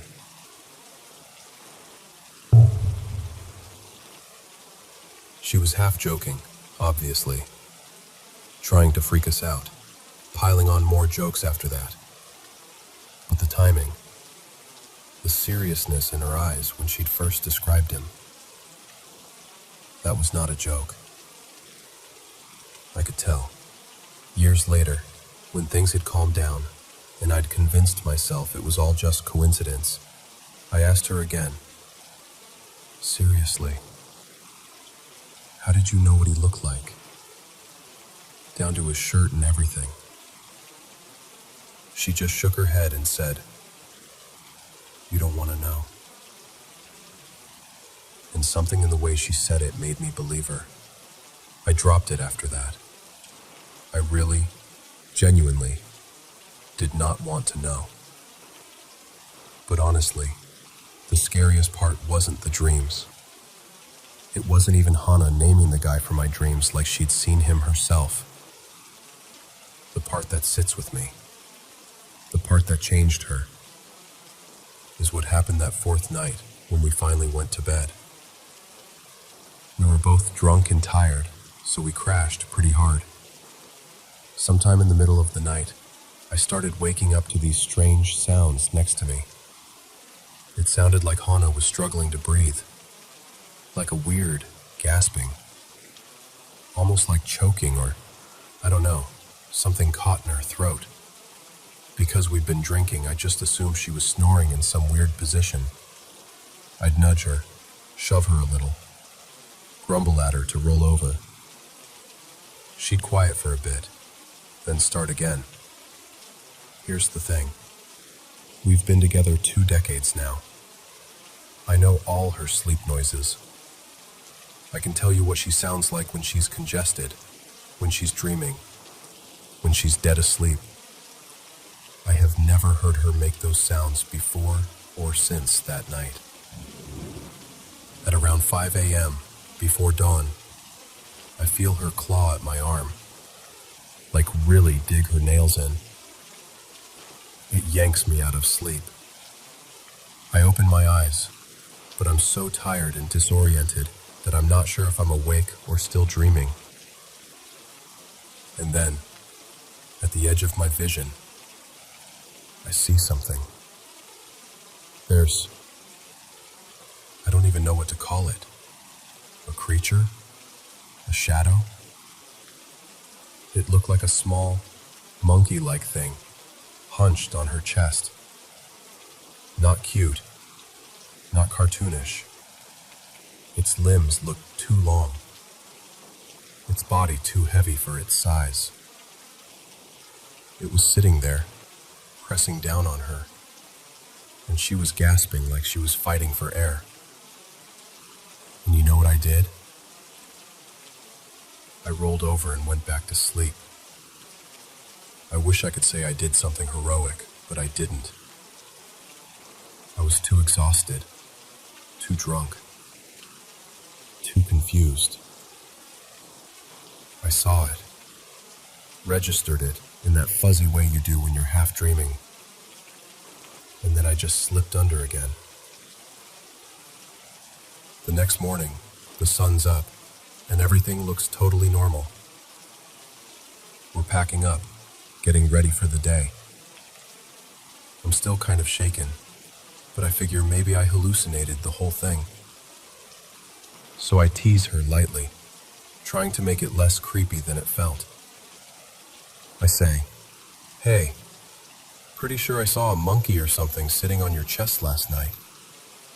You were making these weird noises like you couldn't breathe."